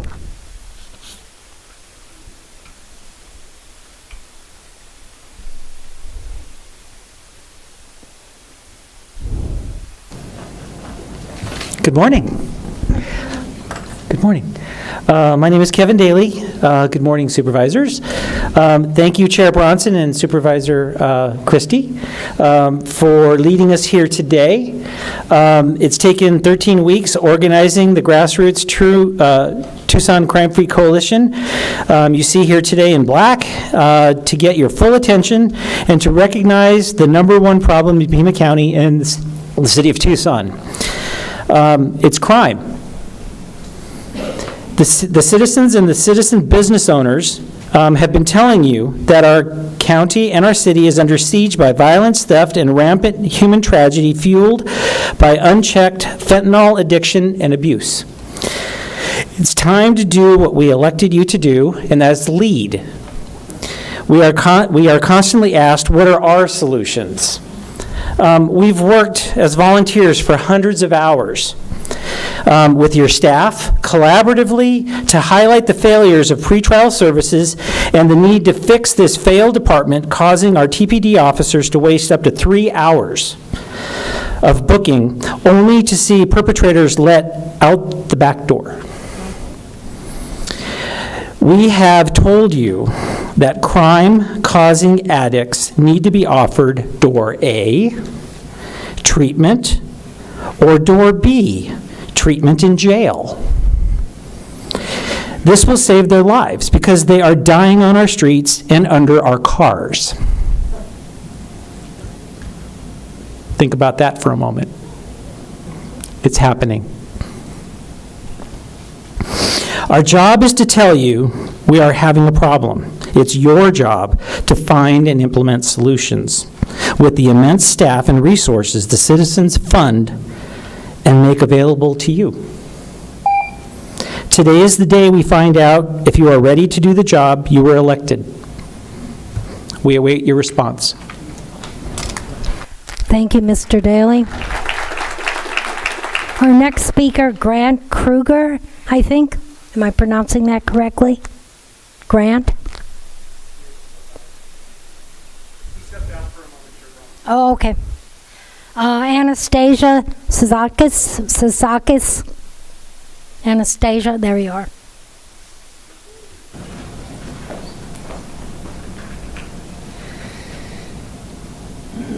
All right. I have come here to let you know that your willful ignorance, malfeasance, illegal actions, and waste of taxpayer dollars have brought us to this most familiar point in time yet again. We the people demand this election be declared null and void and a special election time set aside using only paper ballots with proper identification and confirmation that the person voting is who they are. The primary reason being that Katie Hobbs and Fontes are conducting oversight on their own elections and others, which makes the conflict of interest for our entire state. This is not legal on its face. Furthermore, ARS 16-442B states that any machines used are to be lawfully certified. Yet again, all of you knew Katie Hobbs allowed machines to be used in the election that were illegal, and the labs used were not accredited and should be ruled null and void immediately. Just so you know, our votes are to be secret, not given numbers and colors as identifiers. In addition, we demand that this Board of Supervisors and others in their respective counties around the state do not sign off on the cast votes reports. It is your job to be sure you are not certifying or signing off on an illegal election, which we have had for the last 3 to 5 cycles, possibly more. If you sign off on this election, you are violating our 14th Amendment rights. You will be prosecuted for this if you do. If the aforementioned option won't be entertained, then we will force the sheriff to do their job and get control of all the ballots here in Pima County until we can get a correct ballot challenge completed and do the job that Ms. Casares-Kelly, Hobbs, our currently AWOL governor and AG won't do. The people do not consent to this election. My school board race has also been affected by tainted machines and potential illegal vote tallies. I wanted my race to be clean, but we all know that was far from the truth. But I will not be silent. I urge all candidates to join me and decry this election and declare it null and void, calling for a special election immediately. If you do not, you share the illegality of your seat. Think about that. The continued corruption and violation of our rights needs to be stopped immediately. I am calling for all of you to forcibly resign until you decide that you work for the constituents, not yourselves. We the people demand it. We do not consent to your illegal actions, and we do not consent to illegal elections. Again, stop. Luis Pozzolo. He's stuck in a wreck on... Okay. No, there was one between Phoenix and Tucson, so... Okay. Keith Von Hanna. Keith... Excuse me.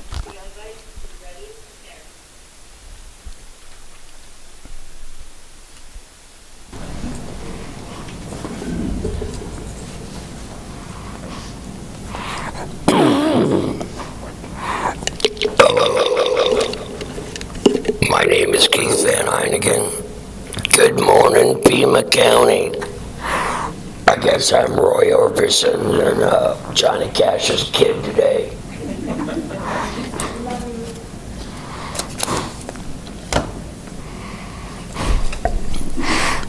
Today I speak under the First Amendment and the Marshall Amuso case number 21-4336. Gaslighting liars are my new toy, and this is the beginning.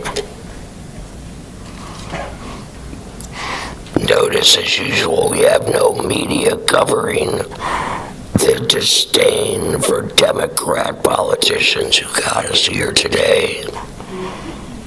It's been 76 of the last 82 years, come to find out, that you've controlled the county, and it looks like it. I'm here today to demand Matt Hines' immediate resignation for being a liar and a gaslighter. At the 11/1/2022 meeting, Matt, you said, I think it's important that we have decorum. I've stayed silent. That's a lie. Cheering, applause, whistling from the particular group of very effective, active folks. That sounds like a bit of fascism to me, but that's reality. You've been told that call to the audience frightens your people. Have they no idea about the murder rate outside their front door? So don't even try and gaslight us again.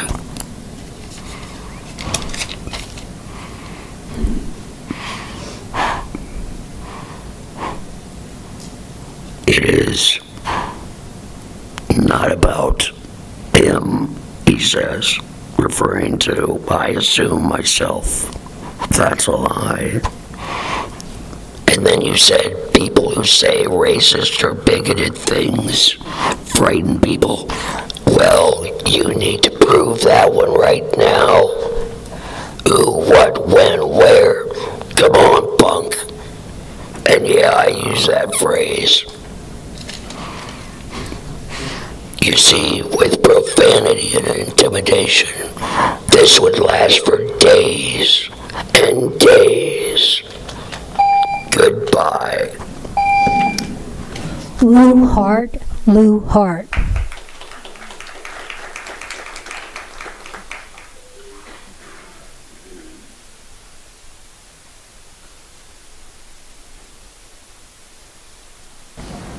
Good morning. Thank you for serving. My name is Lou Hart.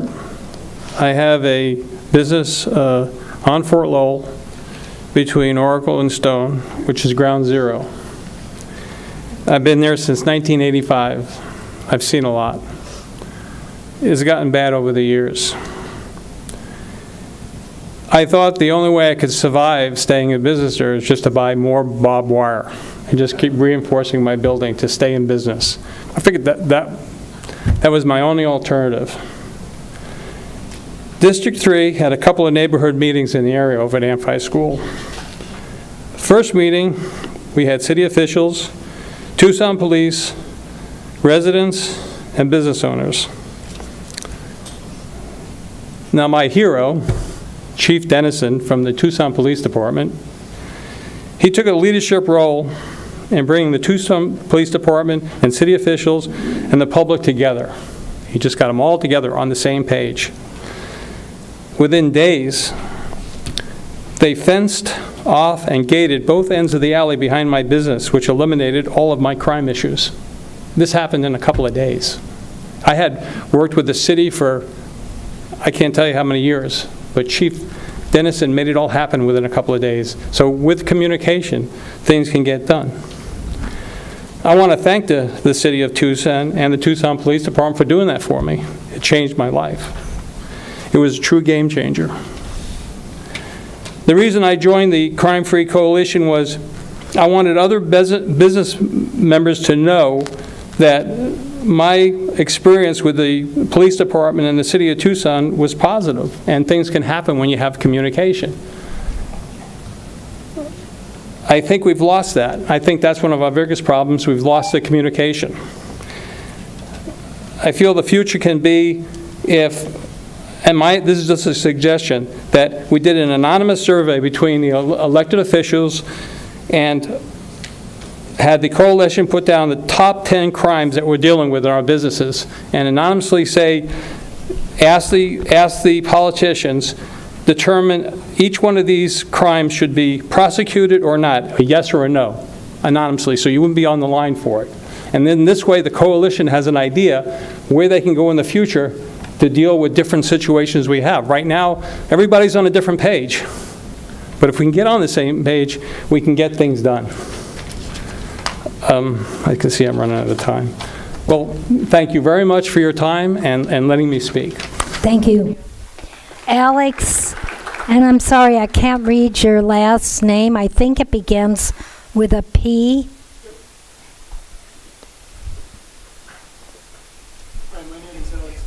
I've been a small business owner in Tucson for about 20 years, and until recently didn't have much problem with crime. For the last few years, it's gotten significantly worse, to the point where this year it's going to cost us at least $20,000 in direct costs. And that's just cleaning up drug paraphernalia, feces, vandalism.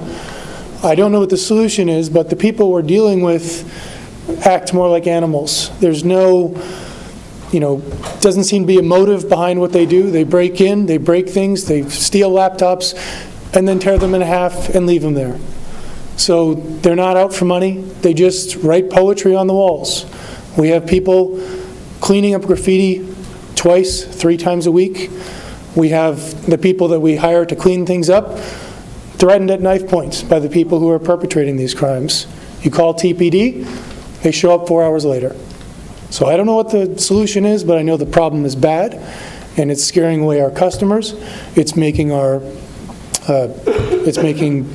employees feel unsafe, and I ask that you do something about it. Thank you. Thank you. Chris King. Chris? And just for the record, I'm wearing black, but I usually always wear black, just for the record. Thanks, Chris, for joining us. No problem. Good morning.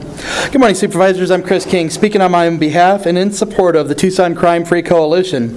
I want to thank Chair Bronson, Supervisor Christie, and Administrator Lesher for bringing this item to the agenda. I've been a Pima County resident since August of 2001, a homeowner since late 2004. I'm a retired Air Force combat veteran, University of Arizona graduate, parent, grandparent, instructor, and activist. I love my community and I love this area. What I don't love is the lackadaisical response to crime and criminality the Board of Supervisors, Pima County Attorney's Office, and the City of Tucson have taken over the last 10 years.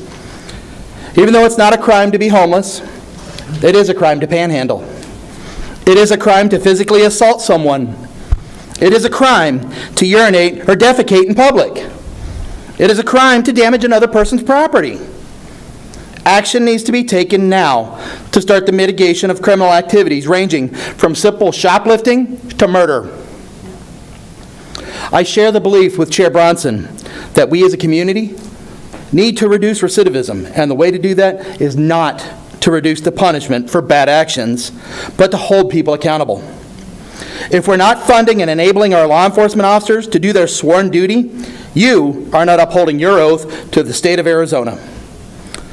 While it is the duty of citizens to protect themselves, we expect you to provide the infrastructure necessary to ensure we don't have to revert to Wild West days and take the law into our own hands. Lastly, I implore all of you to read the book Basic Economics by Thomas Sowell. It addresses the failures of housing first as a policy. Thank you. Thank you, Mr. King. Drew Heaton. Yep. At least I think it's you.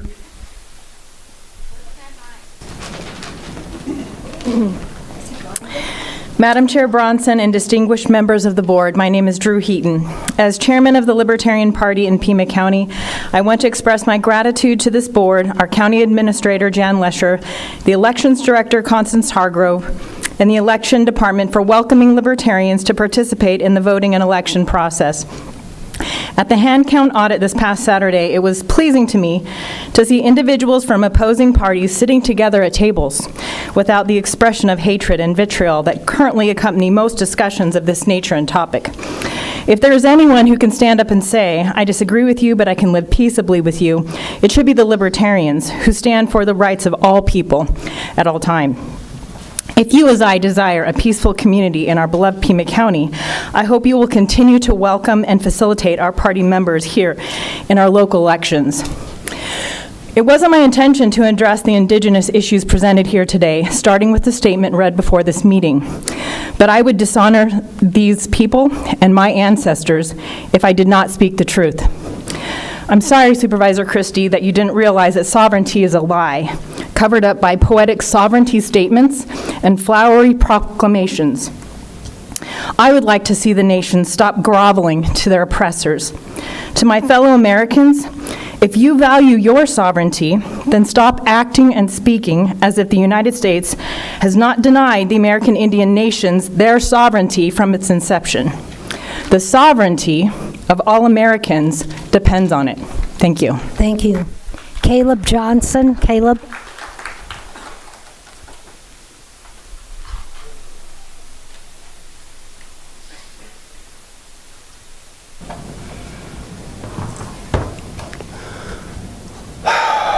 Wow. So to address some of the things that people are bringing up in the community, ultimately it is our own safety that we have to protect ourselves. Cops don't jump out of the bread box when the bad guy shows up. So, I want to remind you, you need to address the board. Need to address not the board. Audience. Okay. Well, first off, the biggest criminals is the government. We could decry, we can learn about the Constitution, we can have all our little parties and hold each other's hands and sing Kumbaya, but unless we find teeth to hold the government directly accountable, we're wasting our time. So, also to deal with the two-party system, the problem is when you have a consolidation of power, it can be easily corrupt. The committeemen were never supposed to be adhered to either of the two parties. They were supposed to be beholden directly to the people, thereby deciding who was supposed to be put on the ballot and who's not to. Why? Because when committeemen are influenced by party heads, because if you don't tote the line, they just fire you and find a replacement. So long story short is, we need to not only deal with our community and hold them accountable through ourselves and stop depending on the government. Like Drew was mentioning, we don't come before the government as paupers. This isn't a fiefdom where you're the lords and we need to ask your permissions. Anybody who reads the Arizona Constitution understands Article 2, Section 2, all political powers inherent in the people, and the government gets its just consent from the governed to protect their individual rights. There's another one, Article 2, Section 32, which says that the government, the Arizona Constitution is the rule of law unless somebody says otherwise. Well, all the powers in the people. Anyway, I appreciate your time, and anybody who wants to talk or get together with me, maybe we can start coming together for finding a real coalition and finding a power that we can actually go after these people directly. Thank you. Thank you. And I think the next speaker is it Myra? And it looks like the last name begins with a D. Looks like Mayra.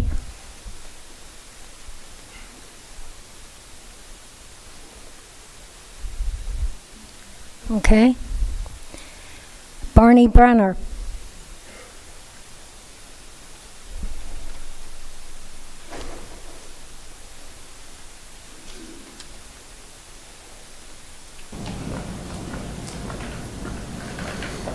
I'm Barney Brenner. I'm here to support the Tucson Crime-Free Coalition.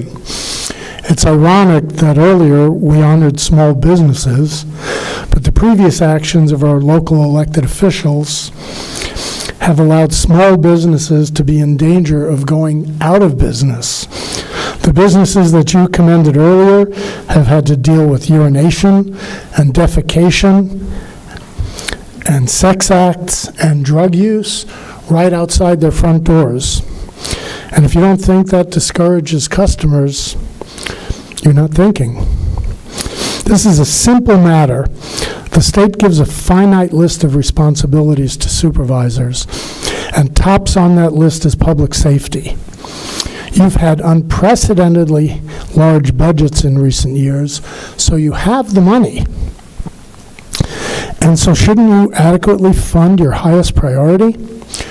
Supervisor Steve Christie has taken a lead role, and Supervisor Bronson and Administrator Lesher have joined the effort, and I have high hopes that Supervisor Scott will go along. So please do your jobs and try to get the City Council to do so as well, because we get the kind of community that you, as elected officials, are willing to tolerate. And a reminder to voters in the audience, we get the type of elected officials that we're willing to tolerate. So let's all keep both of these factors in mind. Thank you for your time. Thank you. And Barney, you're getting a little grayer from the last time. You're getting a little grayer. I was pretty gray. I'm getting a little fuzzier as well. Thanks for joining us. Robert Broyce. And thank you for the roses once again. I'm going to can my housekeeping presentation and just address a couple of the issues today. Other people seem concerned about today filling this room. I voted in person, and I was satisfied with the experience. I walked about a mile to the nearest polling place. There was no line. Everybody seemed like they were in control of the situation. Then I walked home. So people say that there is insincerity on the part of election workers, or that there's some kind of fraud going on. They need to prove it, not just say it, because I'm getting tired of people accusing people of things that they are not doing. If you lost the election, you lost the election. I'm not saying I haven't seen vote fraud in my life. I'm from Chicago. And I was a Republican precinct captain at 16. So I understand there is vote fraud, but please present your evidence instead of just babbling on about it. The other issue, the homeless issue, I just need to clarify this. There are two classes of homeless people in this city and in this country. There's people who have abused drugs so long they've melted down their minds and their brains on speed and cocaine products and fentanyl and heroin, and they can no longer have the discipline to actually keep house. Even if they had a house, they wouldn't maintain it. I feel no responsibility for these people because they have made a choice.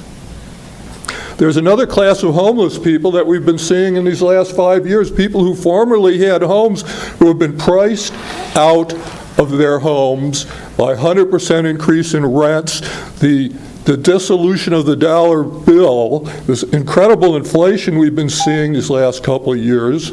All of it is no fault of their own. And I would urge people to differentiate between the two and not blame people who've been priced out of their homes for the crimes that are being committed by the people who are living drug lives. There's two different classes of people. They all should be treated with some element of respect. The people who are breaking the laws as a way of life belong in prison, period. That's my opinion. Unlike our county prosecutor, I believe people should have a second choice, but not necessarily a third or a fourth, or free rein to commit a life of crime. So yes, arrest and imprison the criminals, but don't be blaming people that have been priced out of their homes for things that are out of their control. Thank you. Thank you. Stephanie Kirk.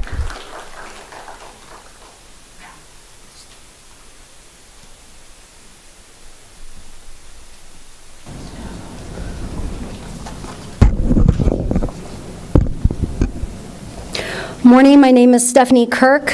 I just want to call attention to November 20th of 2019. Think about the homelessness. Were there a lot, Adelita? No. Think about the mandates. What did the mandates do? Do the homelessness, is that a direct reflection upon the mandates? I think so. I can't think of anything else. Can you, Adelita, sitting on the health board? Picture perfect of health. HB 2289, don't talk when I'm talking. That's called interrupting, Adelita. You and Matt are I want my time back. What is wrong with you guys? Please. Restore it. Speaker. Restore it. Speaker. Okay, what do you think you're doing with vaccines? Just restore my time. Calm yourself. Please restore my time. I don't see it restored. It needs to go right back. I literally have said nothing before Miss Attitude starts striking. If you can't take the heat, get the frick out of the kitchen. HB 2289, Rusty Bowers decided to throw that down. Now, what is wrong with that one day, one vote? What is the new, what are we doing now? Taking weeks and months for voting? That's ridiculous. Is the machines, are they supposed to make it faster? Because it has it, Steve Christie. No, it hasn't. I am sick to death of you little rich kids sitting up here thinking you know what the law is and what to do. All you do is find little loopholes. While all-cause mortality is up, the poster boy for Argentina, bless his heart, for the vaccination campaign, dies suddenly at just age 4 years old, which is what is believed to be pneumonia. Can pneumonia be secondary to COVID, Matt Hines, who literally can't even show up, and once in a while you grace us with the presence of your face on a computer? Dude, if you can't make it here, then get off the board like you did the health board. Okay. Maybe the scientist, James Lyon Wilder, was correct when he stated, pathogenic priming likely contributes to serious and critical illness and mortality in the COVID-19 autoimmunity. What does that mean? Get a vaccine? You're not going to feel good if you run into the wild virus. Ask the ferrets. Oh, shoot, they're dead. If this board was wrong about the injections, and you are, the mandates, and you are, because the masks don't stop or prevent, or balancing our budget, and we all know that you don't balance the budget, what else are you wrong on? Under 21 Federal Code of Regulations 5023, Adelita, and 5024, it is illegal to participate in coercion. Do you think that you've done anything or voted on anything that coerced someone to get some drugs? You want to know why the homelessness are just outrageous? They do drugs. What have you guys been up here doing and pushing, Melissa? You've been pushing drugs. What did you offer the homeless? Is it the same thing that you offered the Native Americans? How much money am I paying for you to advertise? More freaking drugs. What did this board do to encourage the increased injections? I just spoke about that. What obligations did Pima County abide by to receive the government grants? Are we better off or worse? What about all-cause mortality being on the high?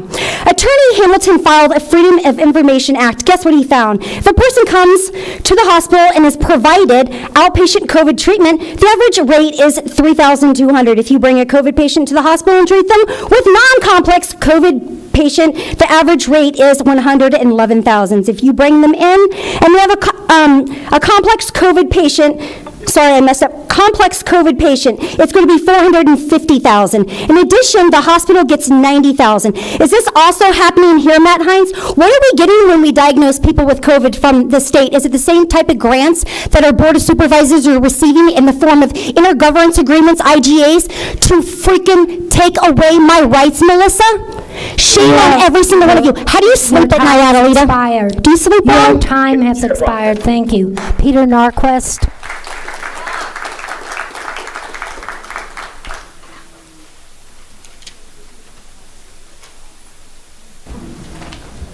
Great, thank you. I'd rather just box it out. All right, good morning, members of the board. It's good to see you all today. First, I want to specifically thank Supervisors Christie and Bronson for supporting the Tucson Crime-Free Coalition, from whom we've heard quite a bit today. It is also my understanding that public officials are required by statute to be both visible and audible when present. which means that those who fail to do so are, in my understanding, breaking the law. So, next, in the wake of the recent election, I want to comment on one of the most glaring issues in our current election system: ballots versus votes. A vote cannot be cast by a person who is no longer alive or no longer lives in the area. However, a ballot can be sent, completed, and returned regardless of the status of the initially attributed and/or registered individual. The controversial 2020 election showed the result of making ballots the strategy for electoral success. Under the justification of COVID mitigation, mail-in ballots took center stage. Ballot harvesting was one outcome. The fact that we have a highly partisan recorder whose own office admits that they don't know how many ballots they receive and hold at any given time only exacerbates the situation.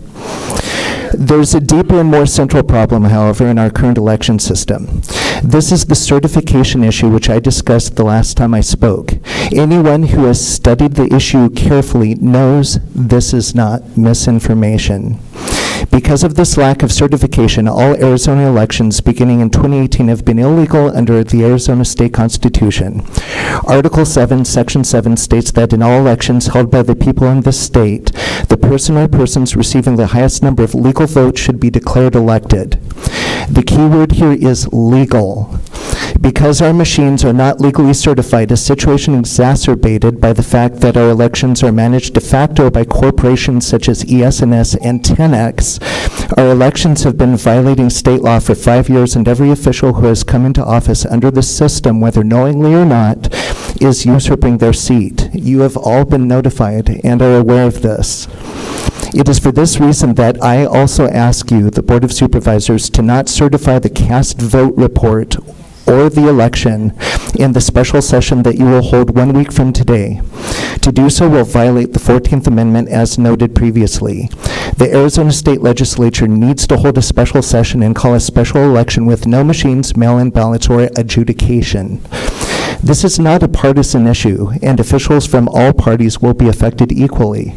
I realize that this will require an act of courage, but it is the only honest recourse under the current circumstances.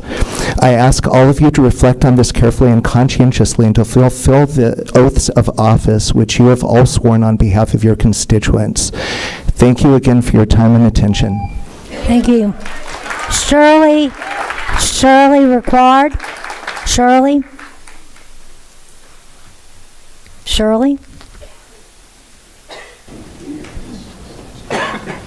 I just have one question before I start speaking. Where is the camera that we can speak to Matt Hines directly?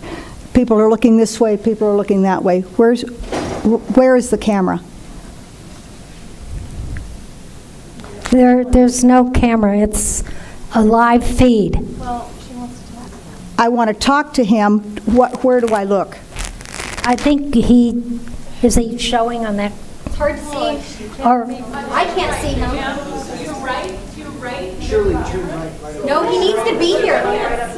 Listen, I got in trouble because I was not looking forward when I first came, and he can't even show up. He needs to show up. Okay, you're out of order, ma'am. Please.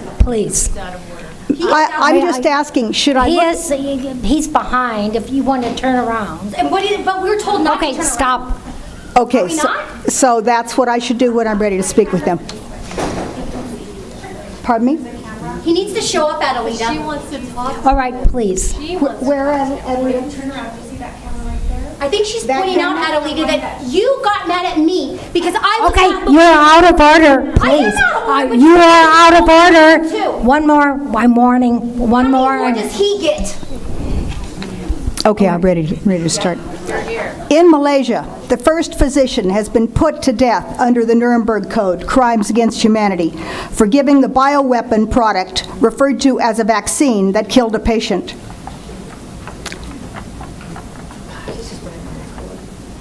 This should send a tremendous signal to doctors, nurses, pharmacists, CNAs, lab techs worldwide. Anyone participating in giving the jabs or killing a patient. This includes principals, headmasters of schools, anyone who has forced someone to take an experimental medication or the CDC cocktail, if you will, of remdesivir and ventilation without informed consent. To explain what informed consent is and what it is and what's involved, informed consent is not just a signature or a head nod. It involves and provides information about the ingredients included in the injectable, what the side effects are of those products, and the studies which have been done to prove the efficacy of the drug. Nuremberg-like tribunals have already begun, and several of you will be among those tried and found guilty for your culpability and acquiescence to this horrible global depopulation scheme. So, Matt Hines, it will not be the unvaccinated who will be charged with murder, as you predicted several months ago on this panel for the world to hear, but for you yourself, God rest your soul. Long-reaching repercussions of gaslighting me, holding up a poster to the other commissioners when I was giving my speech, and distracting their attention so that they couldn't focus their attention on my presentation. Being an 8th grader, an 8th grade mindset, I want to show all of you, and I'm sure that some of you, this is the first time that this will have come to your attention. Have you ever seen an insert from a Pfizer shot? This is one taken straight out of a Pfizer box, folks. It reads on it, intentionally blank. Matt Hines, would you look at me, please? Intentionally blank. How do you give informed consent, sir, to one of your patients when you know absolutely nothing? You have no information to give to your patients, and you are leading them like sheep to a slaughter. Yes. Shame on you. Shame on you. And like I said, God rest your soul, sir, because you're going to burn in hell. Catherine Weasel. Catherine Weasel.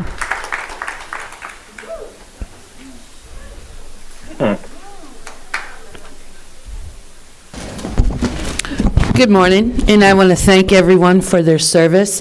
I know how hard it is firsthand. I am here in support of Tucson Crime-Free Coalition. I have been president of Enchanted Hills Neighborhood Association for over 10 years. We believe in the 5 C's of Enchanted Hills: community, consideration, compassion, caring, and commitment. We say no to the city of Tucson. We say no to the city of Tucson because of total frustration for public safety. It is a joke. We say no to Tucson for drug-related crimes, especially in Ward 1. We say no to TEP, saying no to cut down tennis shoes anymore. We say no to trash cleanups by the Enchanted Hills because A, we cannot use our ambassadors from Oyama Elementary or La Cholla High School. These are children, and on our trash cleanups, we cannot use the children to pick up needles, to pick up whippets, to pick up trash of drug paraphernalia, to pick up beer cans, and all of that. The Fred Archer Center used to be a place we could have bake sales, we could have plant sales, we would have Thanksgiving and Christmas potlucks. No longer available to us as a community, and I do not appreciate it at all. Ward 1 deserves more. The city of Tucson is not producing, and we need help from Tucson Crime-Free Coalition. Thank you. Thank you. Valerie Garcia. Valerie Garcias. Oh, Grant's back, okay. Well, oh yeah, I just saw him. All right, Valerie Garcias, and then we'll go to Grant Kruger.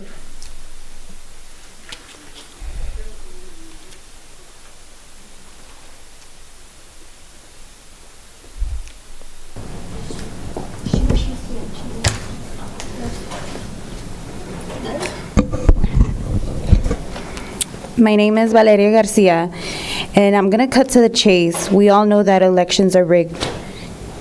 Our elections are not secured, and the only thing that should be discussed today is election integrity. We were trying to pass House Bill 2289, one day, one vote, no mail-in ballots, no machines, ID required, and smaller precincts.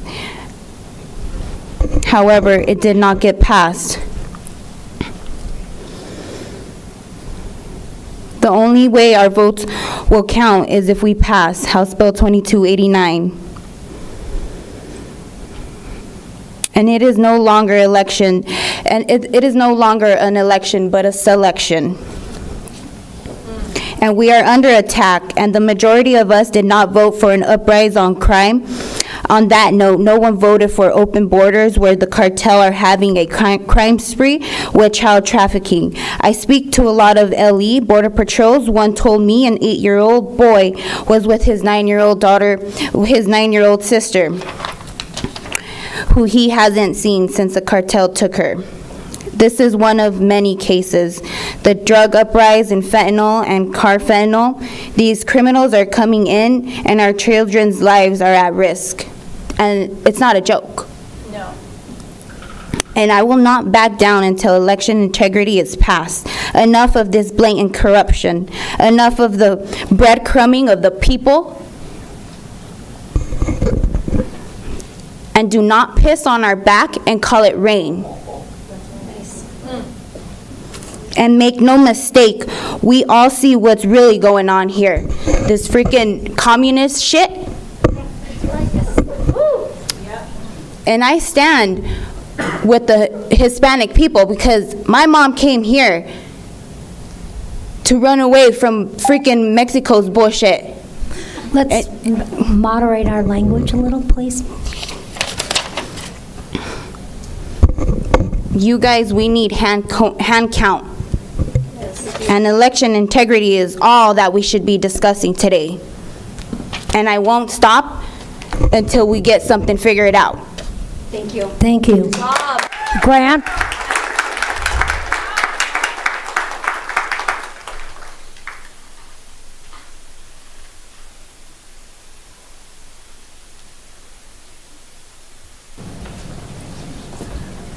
Good morning, Chair Bronson, Board of Supervisors. My name is Grant Kruger. I'm a business owner here in Tucson, Arizona. I own and operate Union Public House, Reforma Modern Mexican, Proof Artisanal Pizza and Pasta, all located in unincorporated Pima County. And I also own and operate the Maverick in Tucson at Grant and Tango Verde. I'm here in support of Tucson Crime Free today, dressed in black, not as in an intimidation, but as in a mourning for small business here in southern Arizona. A true mourning. The irony doesn't escape me this morning that we had a presentation with Carlos Ruiz celebrating small business and Small Business Day, and yet we're dying on the vine here in Tucson. I love southern Arizona and have chosen to raise my family here and to start my small businesses here. I was born and raised in Detroit, Michigan. I know what the crack epidemic looked like in the 1980s.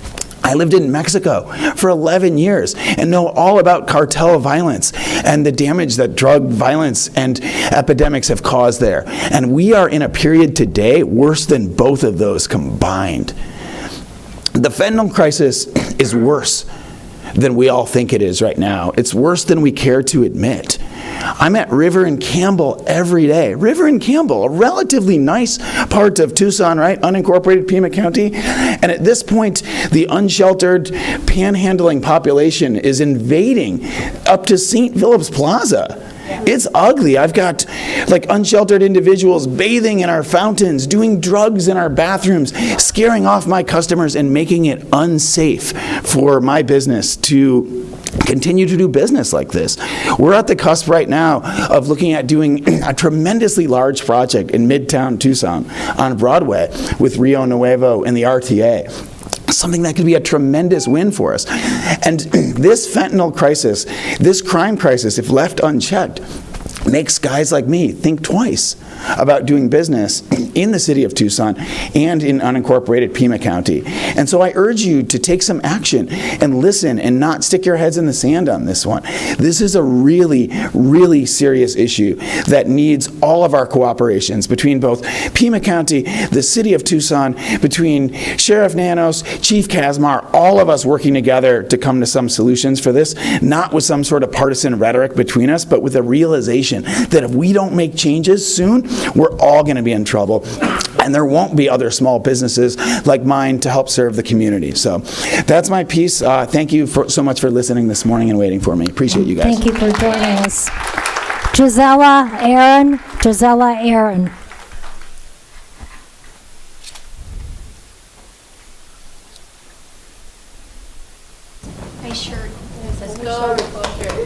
Good morning. My name is Gisela Aaron. I live in Rita Ranch.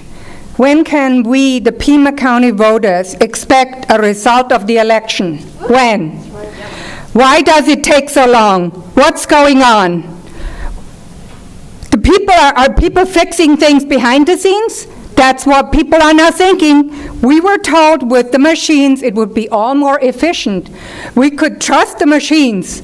Well, we told you before, the machines under ARS 16442B and under the HAVA Act, the Help America Vote Act of 2002, they are not accredited. The testing labs that certify our machines. We provided details to you. You and your lawyers have a responsibility to the voters to investigate this and look into it, because the Secretary of State, she's not doing her job, and she let us down. So it's your responsibility too. You can't just trust her.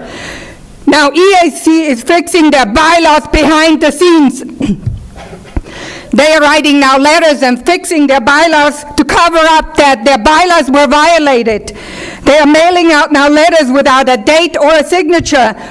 And this proves that they basically admitting they did wrong and they were not watching what they were doing. They were supposed to oversee this process, and they have not done so. This is unacceptable. We demand a full hand count. This would help with voter distrust, promote election integrity, and we cannot trust this process. We have lost all of our faith. And what has changed? The two national testing labs, they basically canceled the terms and conditions of the agreement. Small business owners know what it takes to sign an agreement. There is an offer, terms of agreement, and there is a contract. If you cancel the terms of agreement and don't stay with it, then you basically, the contract is null and void. This means our election since 2018 is null and void. Look into it. And saying COVID now, the EAC wrote a letter that COVID was why we couldn't be accrediting our federal labs. That's bullshit, because COVID came here in 2020. In 2019, they didn't do their due diligence, and you are aware of this. You know about this. We told your lawyers. We gave you paperwork. Do it. Also, I'm against Adelita being on the health department. What is her? Quiet, well. She's not a doctor. She is not a doctor, and she has no clue about science. Your time has expired. Her term Your time has expired. Her term is maybe 4 years, but it's not indefinite. The terms of the bylaw says 4 years. It doesn't say indefinite. And we don't trust her. She has not made good decisions for us. I warned you, now leave. Thank you. Sue Frey. Sue?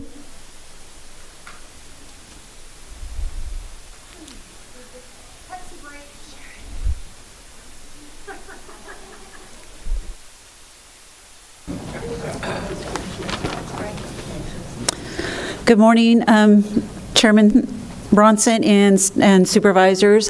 I am here to speak on the behalf of the Tucson Crime-Free Coalition. I work at a veterinary practice on Fort Lowell and have for 27 years. In the last 10 years, I've been in charge of that practice, and as well as the practice on the east side of town. Over time, I have learned more than my craft of veterinary medicine. I have learned how to deal with the crime and the problems around the clinic. I'd like to say, the gentleman brought up about the alley behind his business on Fort Lowell, down on the other side of Stone. I'd like to speak to that. We have an alley behind our practice, and that alley has 3 points of entry. And we worked for a long time trying to clean up the problem in that alley. The alley, I got to see 2 deceased bodies that were unceremoniously just taken away because it was obvious it was an overdose. It wasn't crime like you see on TV where they tape everything off. You know, we had somebody break into our backflow and make it into a makeshift bathroom. They were showering. They had a bucket there for their toilet. They got upset when our maintenance guy dismantled it, and they went after him. Luckily, you know, Brian was able to deal with it, and we did call the police. We always call the police, and so there was things that happened in that alley, a lot of drug use, prostitution. And so what happened is, I lost my, you know, I can't remember the officer that we dealt with a lot. We got that alley closed up, and the neighbors, there were actually people that actually own their houses on the other side of that alley. You know, there's a lot of rentals in there, a lot of Section 8 housing in this area. But we got that alley closed off, and the crime dropped dramatically. It wasn't, and this happened about 2 years ago. We still continue to police that area, to watch that area, but we do our part. We are always asked, what are you doing? What are your suggestions? Our suggestions are, you know, we keep our businesses up. We keep them clean. We try to do business. We're a small business. The owners of this practice are from Tucson. But if closing up alleys that aren't needed anymore, that is a huge step forward. And coming out and having you all come and see those. Mayor Rothschild was a client there. I brought him back to that alley. So to see that, just to look over the wall, but it's something that you need to get out in the community and see that, and there are solutions. I have a whole list of things that I've dealt with over the years, and it's been said over and over, and my time is up, but I would just encourage you that there are solutions to these problems. Just thank you.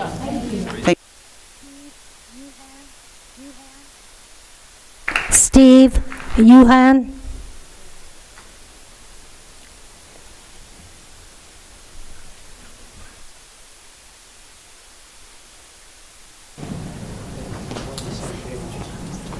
Madam Speaker, members of the board, thank you for hearing me. My name's Steve Juon. I'm the Grant Road Industrial Center Owners Association president for Grant Road Industrial Center. There's approximately 20 property owners, maybe 70 or 80 businesses in there that are represented that I deal with every day on a daily basis for the past 25 years, and my mom before that.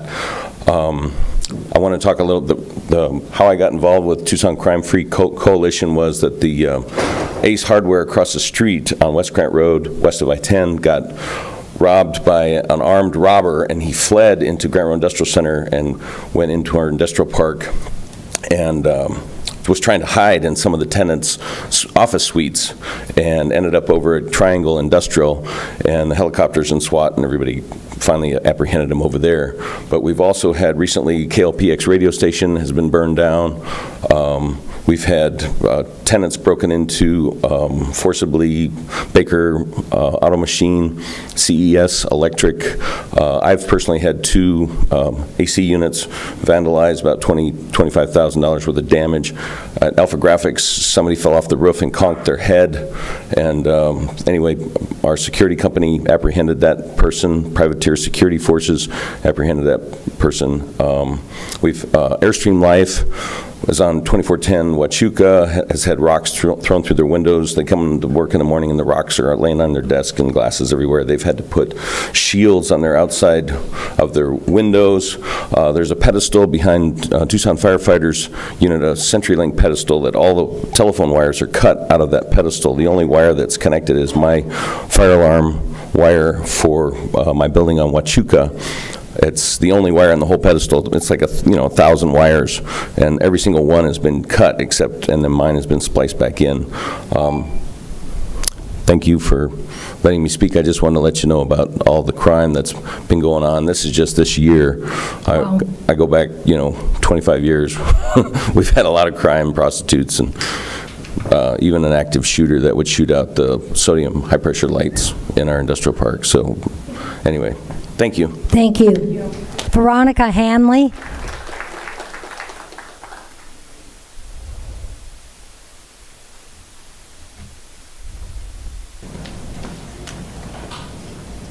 Good morning. Good morning. My name is Veronica Hanley in support of Tucson Crime Free Coalition. I own a business with 2 locations, young employees, and a high customer base in Tucson. I am a 35-year-old, 5-foot-tall woman with a bachelor's degree from Brown University in Business and Anthropology and a master's degree in Animal Business Sustainability from ASU. Similar to other business owners here, I have been dealing with the escalating homeless criminal issue for about 3 years now, with myself experiencing yelling, threats, trash, racial slurs at me, approaching me threatening while I'm alone, etc., with both locations. But last week was the first time I had to pull and load my gun to potentially use it because a homeless criminal was waving and chasing people with a long metal rod, a weapon, at my doggy daycare and boarding location. When the police arrived, it appeared as if their hands are tied and they weren't allowed to actually do anything despite witnesses. If that is the case, that is fine. If you want to protect the homeless criminals, that is fine as well. The constant patience for the underprivileged homeless people and criminals who are committing crimes won't be tolerated, especially by an educated businesswoman with my demographic who would be considered underprivileged. The next time a homeless criminal demonstrates to me that they are putting my employees, clients, or myself in imminent danger, I won't hesitate to exercise my legal gun-carrying rights to protect those whose lives are in imminent danger. Again, keep it down. And if your goal is to enable these homeless criminals and look good to the public with bleeding hearts, please do better. And do it faster, because it is not getting better. It is not sustainable, and it doesn't look good to the public if someone like me doesn't tolerate it. Thank you. Thank you. Oliver, and I think it's Shaw. Oliver? Swan, yeah, that could be.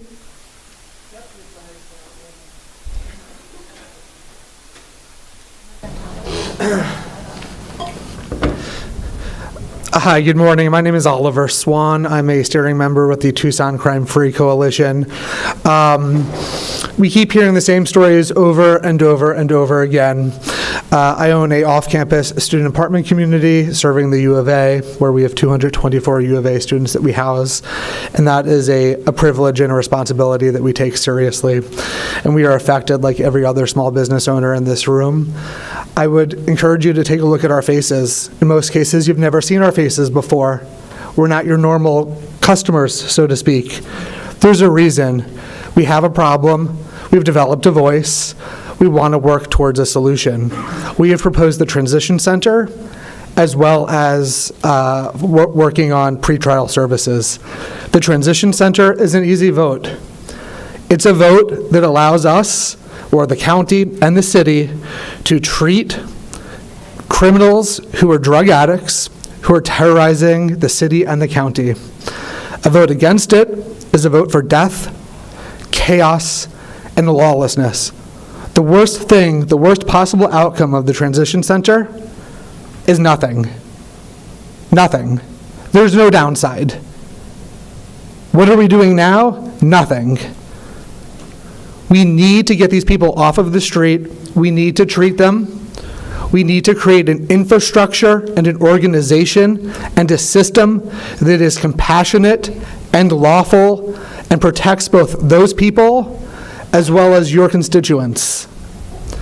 In all of these encampments where we have criminal activity, there are sexual assaults on a daily basis, drug use, ODs, murders. They're vandalizing our businesses. They're terrorizing us. It is not acceptable to allow the inertia that has beset the county to continue. Please vote for the transition center. Allow us to make progress. Allow us to have forward movement so that we can solve this one step at a time. Thank you. Thank you. Brian Kahn. Brian Kahn.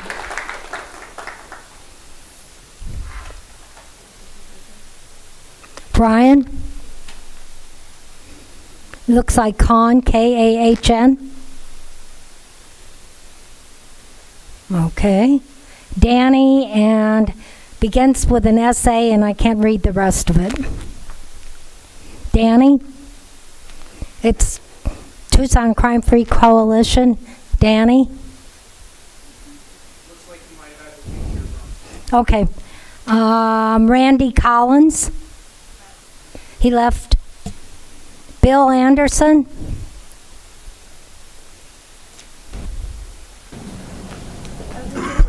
Good morning, Supervisors. My name is Bill Anderson. I've been a resident of Pima County for 60 years. And a lot of people are comparing the crime now to 20 years ago, 30 years ago. I remember as a fourth grader, my parents, and they were awesome parents, allowed me to go out with my friends into the desert all day long without worrying a bit about me. Be home by dark is what all my friends' parents used to say. They did not worry about crime. It has gotten worse and worse and worse. Your prime directive as government is to protect your citizens. You have not done it. I remember a few years ago when, and I don't know who did it, but there were numerous people on the government of Tucson and City Council that said we should be a sanctuary city. That is against the law. You are saying we are not going to enforce the laws of our city, our state, our county. My wife and I have been business owners for 42 years. We had a photography business on Grant Road for 12 years. And it's a good thing we moved out of there years ago, because right now it's not safe. It's not safe. Grant and Alvernon is the pits. They closed down Walgreens. They closed down Circle K. They closed down Church's Chicken because of the crime there. What has been done? We do not have enough officers in the sheriff's department or the police department in this city. You are not doing enough. The thing that I see that has hurt more than anything is in our schools, you have taken God away. There is godlessness in this society. Why do you think you have mass shooters now, when we used to be able to take a rifle to school and practice shooting? You can't do that anymore. God has been taken out of our classrooms, I don't see anything mentioning God in this room. In our Supreme Court and all the offices in Washington, D.C., God is mentioned many times. And you and your like have taken God as much as you can out of our society, and look at the result. Yes. Thank you. Kathy Fiorelli. Kathy Fiorelli.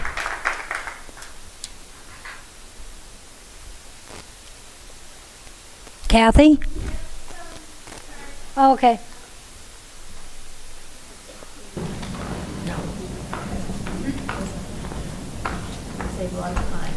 Good morning. Good morning, Supervisors. Thank you for giving us the opportunity to speak. I am a Tucson native, born and raised here back in 1974, born at St. Joseph's Hospital. I am a U of A alumnus, as well as a Northern Arizona University. Moved away for 20 years. Came back 3 years ago to come what I considered home, the place I grew up and loved. I work at Evergreen Mortuary and Cemetery, so as someone else mentioned, more or less ground zero.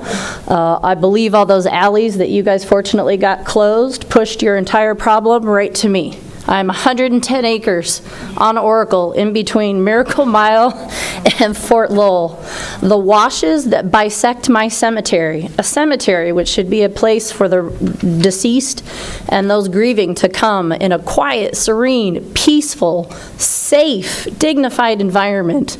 Instead, because of the washes that have run unchecked, uncleaned, and unpoliced for the last 3 years, I now have denizens of homeless crime thefts, to the gentleman's point about they're not unhoused people, rather, but they are drug users and criminals who are just allowed to stay in those washes because they're not my property. The city and the county have made it very clear that I cannot clean them, I cannot gate them, I cannot control them.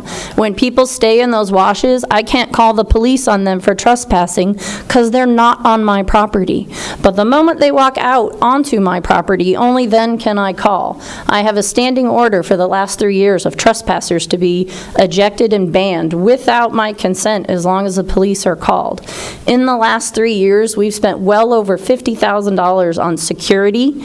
We've had to raise 30 acres of established and mature native and local trees so that homeless people can't set up camps and tents on our property. We've worked tirelessly. The homeless, I will say, the Jack Jolsing and Josh Parrish with Tucson Homeless Outreach have been outstanding.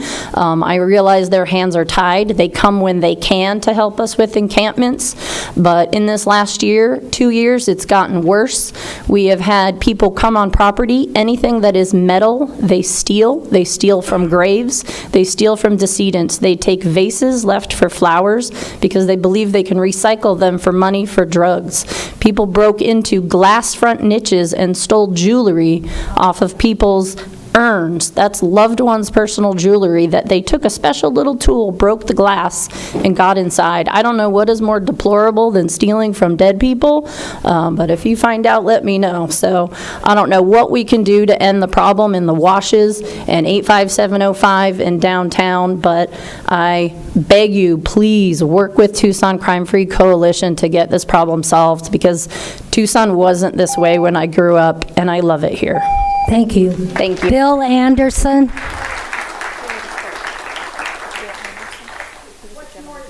Oh, I'm sorry. Maria Buchanan. Maria Buchanan. Oh, there.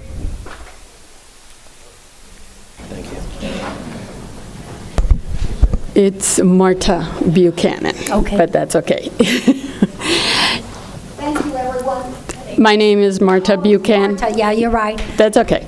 My name is Marta Buchanan. I have a business at Grant and Oracle, and we had a homeless camp. I called one day the police 9 times. And it started at 9 a.m. One time I called, the lady had a machete. No police. We called again and told them not to worry because we were armed and we would take care of it. She was more concerned with the fact that we were armed than the fact that the lady had a machete. So they never came. We finally left our business because we were afraid. So we go home to our home at 5th and Alvernon to another homeless encampment where we have children. We live in a cul-de-sac, and 13 kids live in that cul-de-sac, and we have to call the police constantly because of the homeless, because of the drugs that are being sold. And it's just awful the way the police, their hands are tied. We call them and they don't come. We call and they're being told, officers told us that they're not getting the 911 calls because they're being considered low. They're not high enough. I don't know what a woman with a machete is not considered fearful enough.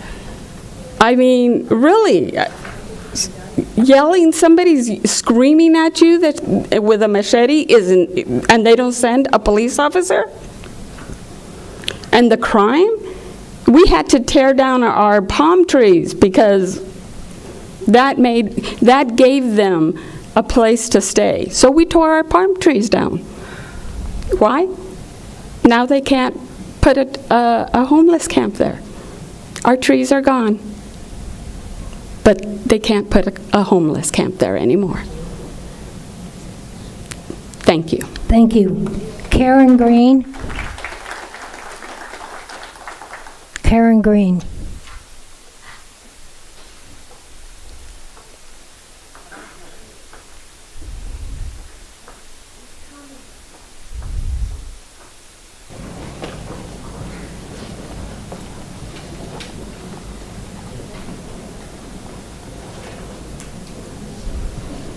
Good morning. My name is Karen Green. I'd address each of one of you and thank you for allowing me to speak. This is my first time. I was always taught to be respectful of those in office and who had the authority to make decisions and so forth for our well-being. And I believe I still try to hold that teaching from my parents and grandparents. But I don't believe we receive the same respect from you. I want to echo the words of so many that have spoken here today and try not to duplicate it because you've heard it, and the few board meetings I've been allowed to attend, you've heard it over and over. My battery's almost dead because I was trying to record this, and so I will try to read what I wrote early this morning. I'm just one, but I am one of we the people. I've stood on corners and waved flags. I've had petitions signed. I've shared information on social media. I've done all that I could possibly do as one person. I'm just a mom and a grandmother. I'm no longer to sit by, but I'm ready to rise up and make my voice heard, as I believe millions of others are hopefully ready to do. As he said, we're new faces to you people. I've hoped and prayed that things would get better, but now I know that's not the case. Unless we are willing to stand up united against the tyranny that's attempting to take away our freedoms, I will ask you again, as many have, not to certify this past election. We know it's not legal. I just want to add my voice to the others who are much more knowledgeable than me and let them know that we stand with them as they continue to share with you at every meeting that the machines were not certified. Thus, our votes were not counted properly, and again, I state we believe that this election, as well as the 2020, was stolen from us. The numbers do not add up. The chain of custody was broken numerous times. We want one day, one vote, paper ballots, smaller precincts, everything counted the day of, and then we will have a just and legal election, and we will accept at that point who wins. You and others like you that work for us have made the United States a laughingstock around the world. This is no longer acceptable to us. I cannot understand how you live in this beautiful state and be comfortable putting people in office that will absolutely destroy it once and for all, and they have made no secret of that. It is clear what their plans are for us. This coalition for crime is only going to get worse. You have muzzled our children, stumped their education, forced millions to get the jab, many of who are now suffering dire health consequences. If not on this earth someday, you will answer for your actions before the greatest judge of all. I continue to ask you, as I join the voices of many others, not to certify this election. If you believe your candidates have won, then do the right thing and see what the results will be. God bless America. I don't have a name, but it says Silver Saddle Steakhouse. That's you? Okay. Before I begin, I apologize if I don't address everybody properly, but I appreciate the time to speak. My name is Orlando Alva. I'm speaking on behalf of the Silver Saddle Steakhouse located at 310 East Benson Highway. We're a family-run restaurant and are about to start our 39th year. I'm choosing my time here to talk about the Benson Highway corridor and the recent increase of hotels converting to free housing facilities that are contributing to the crime and drug issue. To be clear, these are not nonprofit shelters. These are for-profit businesses. About a year ago, the hotel next door to us, which we share property lines with and a parking lot with, was sold to an out-of-state investor, now called Ocotillo Apartments. The new owner converted the rooms into apartment-style units. They applied and were given a license allowing them to participate in several programs that provide free housing for homeless, people with drug addiction, and serious mental illnesses, a majority of those which have been recently released from rehab facilities and police custody. Almost immediately after filling the rooms, the police, the fire department, and the paramedics were being called every other day. In a period of about 2 months at Ocotillo, there were 2 overdose deaths, a sexual assault, and a homicide. Ocotillo has 2 other properties, one just a mile away on Park and Benson Highway, that participates in similar housing programs. And according to TPD South Division, similar serious and violent crimes are happening there as well. I have several questions that I feel we have the right to know the answers to. Is there a department within the city, whether it's planning and development or a housing department, to make sure that these properties follow some sort of compliance? Are there rules that they need to follow? Is there a required amount of staff that needs to be on site to monitor the tenants? Is there required security? Are they held liable, fined, or even shut down if they're not running their business responsibly? Number 2, is the area ever considered when allowing these types of businesses? Is there a school close by? Is it an area where crime is already an issue? Is there thriving retail nearby, parks, etc.? I believe the answer is no, considering the Tucson Marketplace and Kino Sports Complex are a 5-minute walk from at least 4 of these properties. Why put a person that is trying to recover from drug addiction in an area that is flooded with drug selling? Number 3, was my business considered before this was allowed to happen? Did anyone stop and think that maybe this property would not be a good fit for this type of housing, considering that rooms are 200 feet from the front door to a well-established restaurant that is visited by an average of 1,500 to 2,000 people every week? My last question, the most personal, is was my family's business, do we have the right to know that this was happening? After almost 4 decades of sacrifice and hard work, an endless contribution to the community, apparently we don't. We don't have the right to express our opinion or the right to express our concerns before these decisions were made to allow these properties right next door to me. If the answer is no, please, just another 30 seconds. If the answer is no to all these key points I talked about and were not considered when making these decisions, then there is a serious lack of common sense and a serious lack of leadership somewhere in the city. But if the answer is yes, and all these things I mentioned were actually thought of, planned, and then executed, then I'm asking you to adapt, regroup, and rethink what you're doing, because right now it's not working. Thank you. Thank you. Tad, Jewel? Tad? Tad?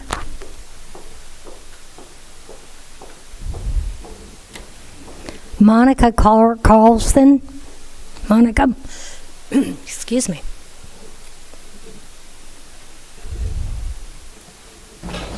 I have this poster board. What do I? If you lay it down there, I think we can snap it.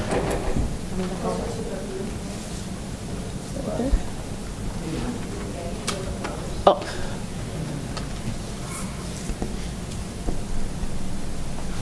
Can we get a shot of that?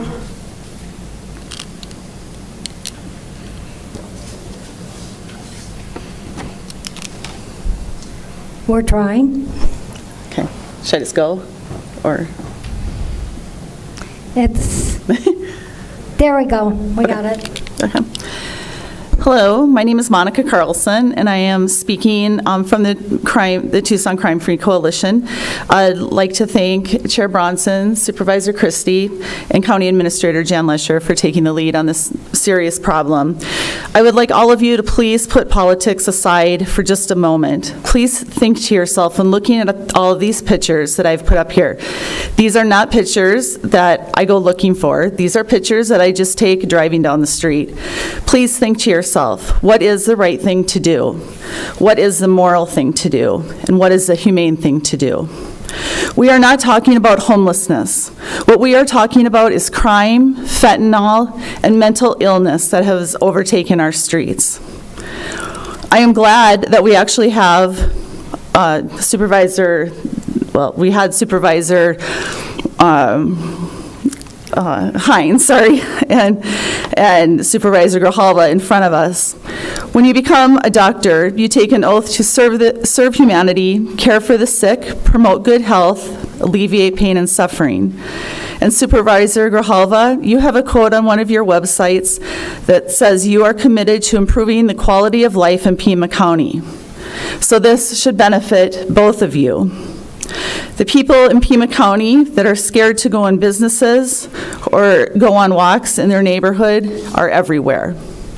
We now have businesses that are scared for their employees, scared for their customers in their own parking lots, and wondering if their business has what it takes to get through living in total craze, lawlessness, and watching people like zombies wander into their businesses. You all know that this is a serious problem, and we know you know this by voting 3-2 to give yourselves your own private security when leaving your car and getting to your office downtown. What about the rest of us? Wait, we have free bus service. That's what we have.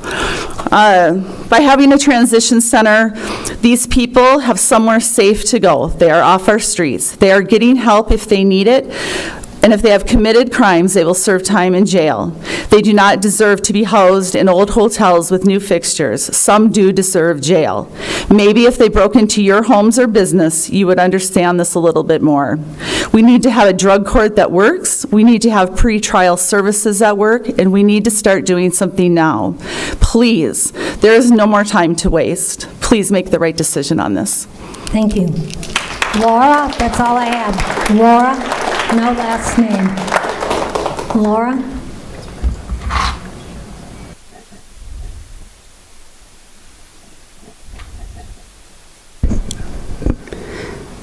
Georgia Supreme Court confirmed voters have standing to sue election officials who violate laws. Therefore, Arizona also has standing. We are being unjustly denied our equal protection and due process rights, and to ensure only legal votes are counted in the 2022 elections. You have the legal duty to follow the law. The local government owes that legal duty to its citizens, residents, taxpayers, and voters, i.e. community stakeholders. And the violation of that legal duty constitutes an injury that our case law has recognized as conferring standing to the community stakeholders, even if the plaintiff suffers no individualized injury. Adjudication process is fraudulent. Arizona still has roughly 300,000 ballots unadjudicated from the 2020 primary election, which is a huge issue with the validation of that election and therefore this election. Mail-in ballots were stopping off at run-back printing to scan the ballot envelopes before being sent to the county. The machines are not certified, therefore unlawful and unconstitutional to be used. You have the power to sign off on the cast vote report, and the only way to sign off on that is if you have the highest number of legal votes to be able to send it off to the state and determine who is elected. You currently do not have legal votes and therefore cannot sign off. If you do, you will be violating our 14th Amendment, therefore, which is a criminal act, and therefore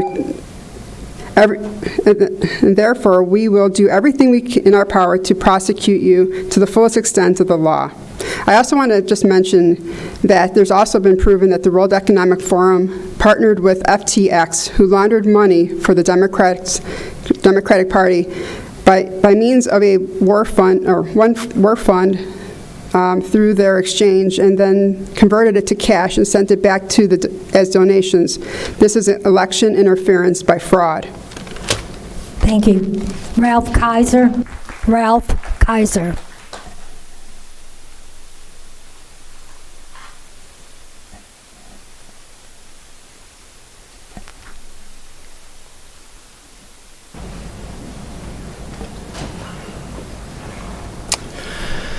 Good morning, Board. Appreciate you letting me speak to you. My name is Ralph Kaiser, live in Pima County. I operate a small business in Pima County. It's a janitorial service. I have 62 customers. Most of them are in unincorporated Pima County. I'm here today, I've never spoken to you before, but I'd much rather be in my office researching the next best way to get toilet rings out of your toilets. But I'm here today to support the Tucson Coalition, Crime-Free Coalition, and it really probably should be renamed the Pima County Crime-Free Coalition. Because I've heard so many people talk today about crime in Tucson, but the crime's throughout Pima County, and I want to drive that message. I put about 50,000 miles a year on my vehicle, mostly in the evenings and early morning hours. And one of the reasons I'm up here is I was accosted by a group of criminal drug users outside one of my customers, outside one of your businesses, about a month ago. And were it not for probably the fear that I had a weapon in the vehicle as I stood next to my vehicle and reached inside, I think I might have been attacked, but I don't really know that. The crime, and it's not homelessness. I want to avoid using the term homeless, because in the traditional sense of the word, those are not the people that are creating fear in myself, my employees, and my customers. It's criminals, criminal drug users, not homeless encampments, criminal drug-using encampments. And I'll direct some of my comments to Sharon and Rex, because I have customers that are in your districts. And that criminal drug user element is migrating significantly into your districts. The corridors, one example would be the new road and sidewalks being built north on Oracle Road. That's a highway for criminal drug users. When I drive home at 3 in the morning, I'm not watching people push their homeless carts down Oracle Road to River. They're pushing them up Oracle Road to River. Out in the Tucson mountains, the drug user camps out there have grown significantly. And I have several customers out there, some of the largest HOAs out in that neck of the woods. And those people are more fearful now because they're in their homes and in their neighborhoods. So I would urge you to, get out of the comfort zone. We're here talking to you now. You have to listen to us. But I would encourage you to get out in your community and get out with your constituents rather than behind these walls forced to listen to us. Thank you. Thank you. Maggie Michael. Maggie Michael.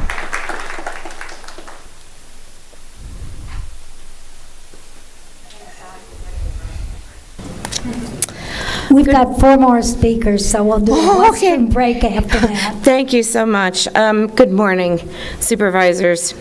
So I've listened to a bunch of stuff. I am wearing black for 2 reasons: election integrity and Tucson Crime-Free Coalition.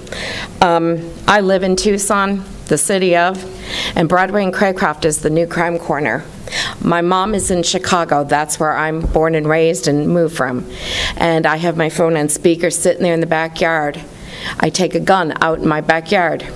I have 5 dogs. My mom is in Chicago. She says, "Is that the TPD helicopter overhead?" Yeah. Bang, bang. Are those gunshots? How far? 3 blocks. I can tell. It happens every week in my neighborhood. I don't walk my dogs past 5 o'clock. And my dogs are sad about that because I don't get home until then. But you all have heard this. I'm going to talk election integrity.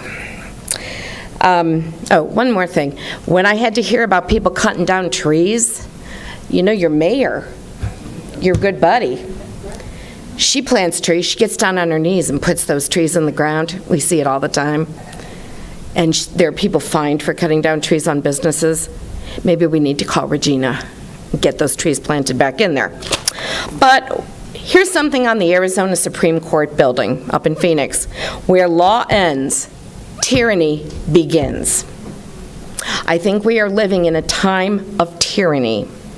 It came from your board, not you, but the rest of you, and that guy over there on the screen that doesn't show himself. The mandates, have decimated the sheriff's department and the police department in this town. I deal in the construction industry. The Department of Planning and Development in both the city and the county are fun to deal with. My builders have to deal with it. Supply chain issues, out of business, can't find anybody to work for them. Election integrity has its consequences, and your family knows that. Yet, here we are again with one of your family members who's kept an open border. If we do not deal with this election integrity and get proper one day, one vote legal, you guys sign off on that cast vote record and you are legally responsible. You knew what your job was when you were elected in and read the course manual. You knew what it was. Yet here we are again, 3 elections in. It isn't just 2020. I don't care personally who wins. I do. But if they are a legally elected individual, then that is who we have. Thank you. Thank you. Time's expired. Dan Juan. Dan Juan.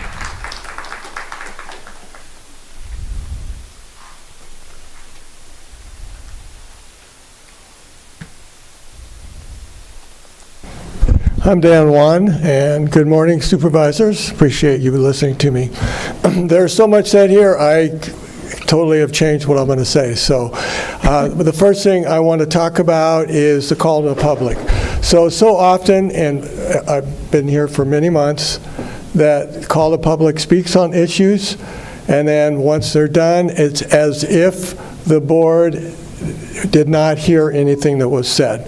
So you continue going on your merry way, and guess what? Here we are today. Many of these issues have been raised, and now we're faced with some serious problems. And it's just not these two, which I support, but there are many others. What really frustrates me is Supervisor Christie brings up many issues.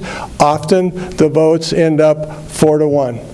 And unfortunately, his voice is not heard, including ours, at least from what I see. It would be amazing to see this board objectively, not subjectively, which often happens, objectively look and consider the information that's shared out here by the public, which would have prevented some of the things we're seeing today. Also, in terms of crime, I shared about my daughter, who is facing all kinds of crime.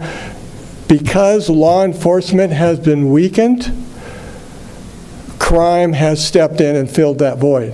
That's what we're seeing today. So her store is being scoped out by crime. They're seeing what's going on. They're in and out all the time. And then guess what? They know where they can steal, break in at night, and they know no consequences or no one will show up. So again, I support what's going on, and I really would appreciate it if you listened and acted objectively on what we're seeing today. Thank you. Thank you. Dana, it looks like ELCOSS.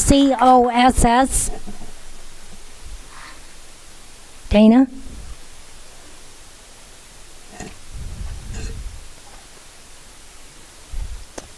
On Birdie Circle. Okay. And now this next one I think is MOHIR, S. Nani. Oh, I'm so sorry. I mangled your name. That's okay. It's Mo Asnani. Thank you, Chairwoman Bronson and the Board of Supervisors for having me here. I'm the chair of Coalition Against Retail Theft, and we also work with the Tucson Crime-Free Coalition. CART is directly under the Tucson Metro Chamber.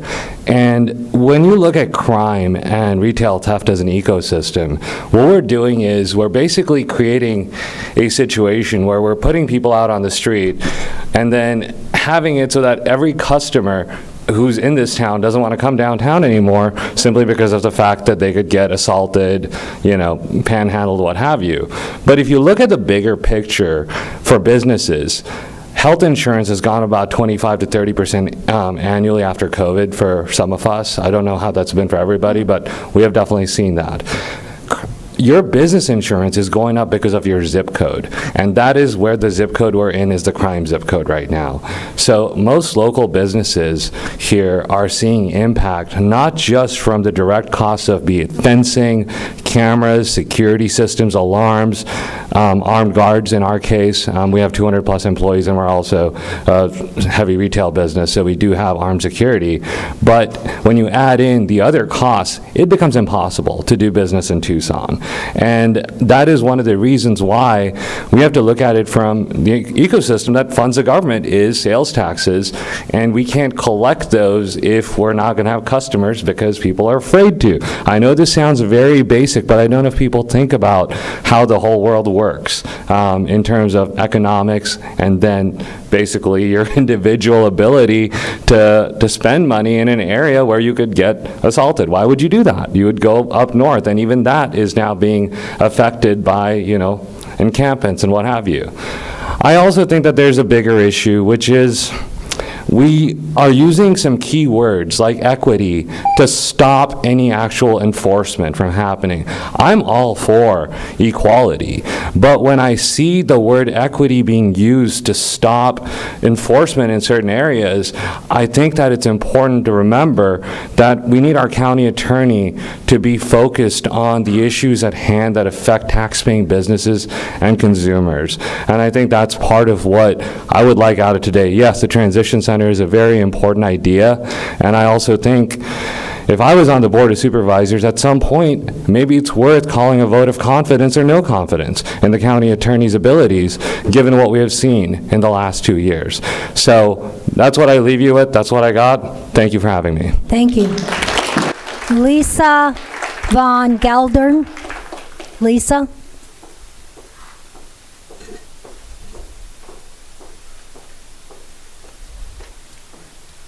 You're the final speaker. You're doing cleanup. No, why'd you do that to me, Chair Bronson? My name's Lisa Von Geldern, and I stand before you with having seen an overarching theme today, which is crime. Crime at the ballot box, crime in government, I'm sorry, but I'm pointing the finger at all of you, crime on our streets. You know, I hear about this transition center. I don't know very much, but I also stand before you with, where did I put it? Right here. It's really beautiful. It's shiny silver and gold. I have 31 years of sobriety. My husband ran the largest nonprofit drug and alcohol rehab in Northern California. It says, clean house, help others, trust God. Something we've heard about today, God being taken out of the public sphere. This transition center, I was going to speak about the crime, I was going to speak about the ballots because I'm involved in all of that. But I'm going to tell you right now, the transition center is not going to work. Trying to help addicts who don't want to get sober or clean doesn't work. It's wasted money, you're pissing it down the sewer. Right here, let's see. Recovery relapse rates. A study done in 1996 by George Valiant, MD, received a great deal of attention. 724 men were studied over 50 years. They'd been alcoholics but got sober through treatment meetings on their own or a combination. Results showed that once they hit 2 years sobriety, when you talk about hard drugs, when you talk about opioids, they need 5 years of assistance. You need the equivalent of a rehab with fencing, locked fencing. You don't let them out on the street during the day because they will get the drugs. I know. I was homeless once, many, many years ago. These people will get the drugs and the problem will continue and you will have wasted all the taxpayers' money. We need real solutions that work. A transition center that transitions them from one neighborhood to another, or people who rotate in and out because they want a hot and a cot and a food and then go back out and start using it again. That's not a solution. I really wanted to talk about the vote. I really want to warn you that's going to be a lot of lawsuits. And if you're in these seats and those machines weren't certified, you need to leave. The FTX, I'm sure you all know about the FTX scandal. That's our tax dollars. That is my money that the United States transferred to Ukraine, got bought into Bitcoin kind of things, and got sent over here to Democrats to support their campaigns. I call on every, now I know it wasn't any of you, but I call on every single elected official who received money from Sam Bankman-Fried to return that money to the Treasury and pay down the national debt, because my kids are responsible for it, and they shouldn't have to be. Your time has expired. Thank you, Chair Bronson. Thank you. We're going to take about a 15-minute break, and then we'll be back, and we're moving immediately to item 4 on the addendum agenda. Sorry, but we got to take a little bit of a break.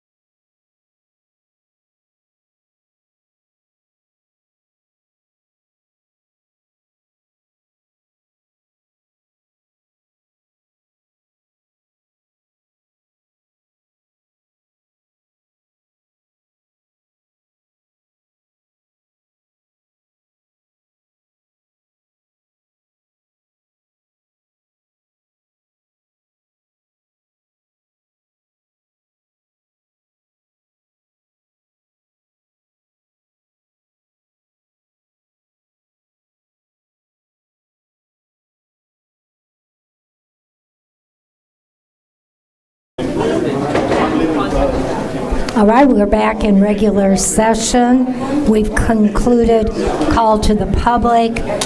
We are now going to move directly to, on the addendum agenda, item 4, Tucson Crime-Free Coalition. Have a good one. Good luck.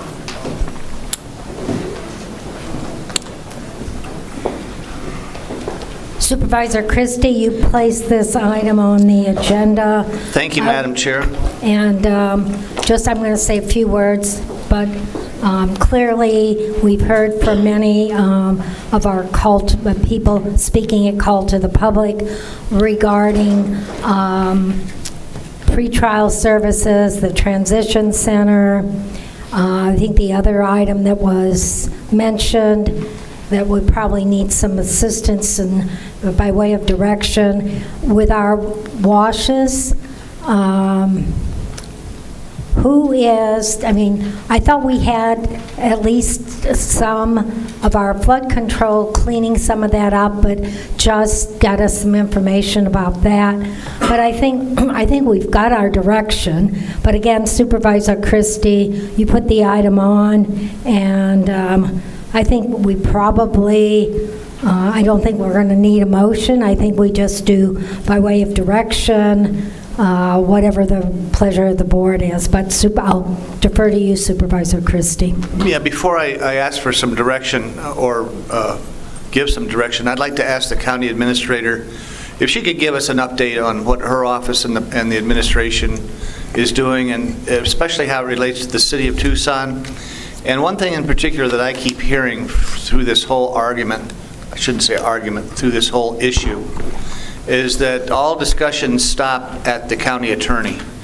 That the county attorney is, for whatever reason, not willing to activate pretrial services properly to address with the issues that we've heard from the community today. What I hear from my constituents daily is that the police are inactive on purpose because they don't want to expend resources going through the arrest process and the incarceration process only to see that they're released shortly after that. So, Ms. Lesher, if you could talk about your relationship with the city of Tucson and what their plans to collaborate with the county are, and what your experience with the county attorney has been in this whole scenario, and maybe some suggestions that you've uncovered that might be either locations or processes throughout this.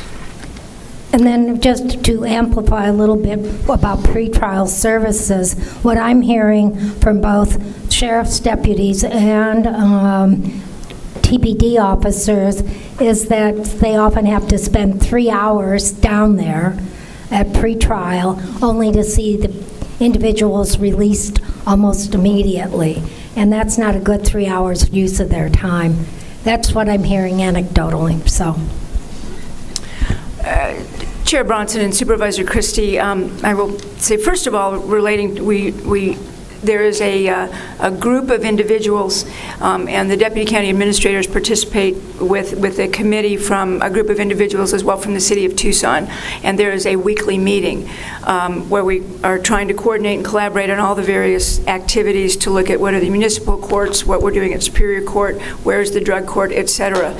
There was an individual here for about the first 3 hours, Mari Vasquez, who's the individual who was just hired to be that point person. We've talked about a joint position that the city and the county would hire. That person has now come on board and can start being our focal point for communications internally as well as externally, so everybody know where we're going and what's happening. We've spent some considerable time with pretrial services, talking about what we need to do, and have looked at, as many of you I think are aware, what can we do to use what we refer to as the annex, the building that is adjacent to the jail, as a location to expand pretrial services availability. Right now they're in a couple of trailers out at that location by the jail, so can we do some additional work at that site?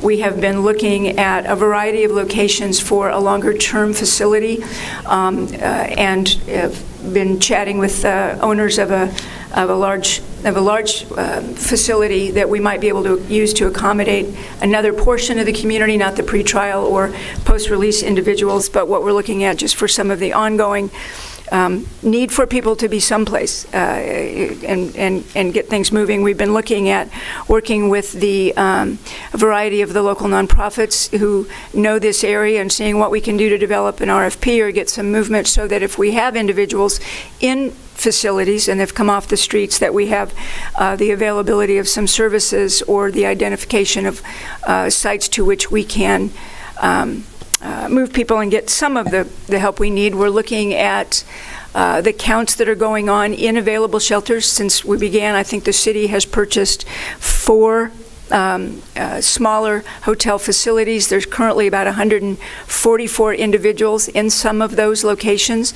So that is, we realized, I think, in effect, there's not one answer that fits everybody. And so if we're looking at the annex for pretrial, there's about 144 people that can be in some hotels. What do we do with the a larger box where people can go? Trying to identify where we might have some of those funding sources. And I'm going to pause for a minute because Steve and Francisco and Carmine have been meeting on the weekly meetings, and to add Mr. Holmes additional information. Chair Bronson, Supervisor Christie. So there's still some unknown questions with how this pretrial service system works. We have scheduled a meeting for a week from Monday with pretrial folks from our county attorney's office, our public defender's office, and probation to really try to figure out the scope of how things work through that system. I think that's an important question that you ask, and it's an important problem that we need to solve. I think collectively there's some agreement based upon some of the conversations that we've also had with some of our officers regarding what that system currently looks like. I think that's a big piece to solving this and figuring out what's the adjudication efforts that have to take place for people to actually move through a system. At the same time, we've been working to better understand the current court systems that currently exist, the specialty courts, such as homeless courts, such as some of the drug courts at our superior court level. Those are in existence, and but how that actually translate from pretrial service to that is still the question that we need to have answered. We hope to, at that meeting a week from Monday, to have a little bit more clarity on that, to begin to answer some of those questions around pretrial and to be influential in shaping what right now seems to be a perceived broken system. So that's one end of the pretrial.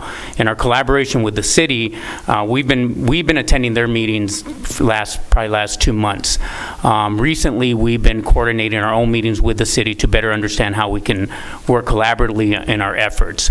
Their focus have been specifically on cleanup and outreach to actually clean up camps and then move the camps out.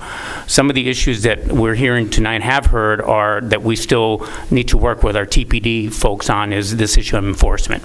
Right, better understand where enforcement is, and more specifically, there's enforcement when you're doing cleanup, but that's different from the enforcement that we continue to hear, which is enforcement not when cleanup is happening, but when crimes are being committed. Right, so those are two issues of enforcement that we have to better kind of tease out and really bring back to you all kind of what that's going to look like. But it's going to require tighter collaboration with our TPD. We have a meeting also set up with our Chief Kazmar to better understand what direction is being given by our to our TPD folks around that particular issue. But right now, we are collaborating more specifically with the city and sending some of our folks for cleanup where it's actually in our areas with that particular outreach effort. But the enforcement piece is the discussions that we're having now, coupled with the pretrial question that you have that we still need a little bit more clarity on as we move forward.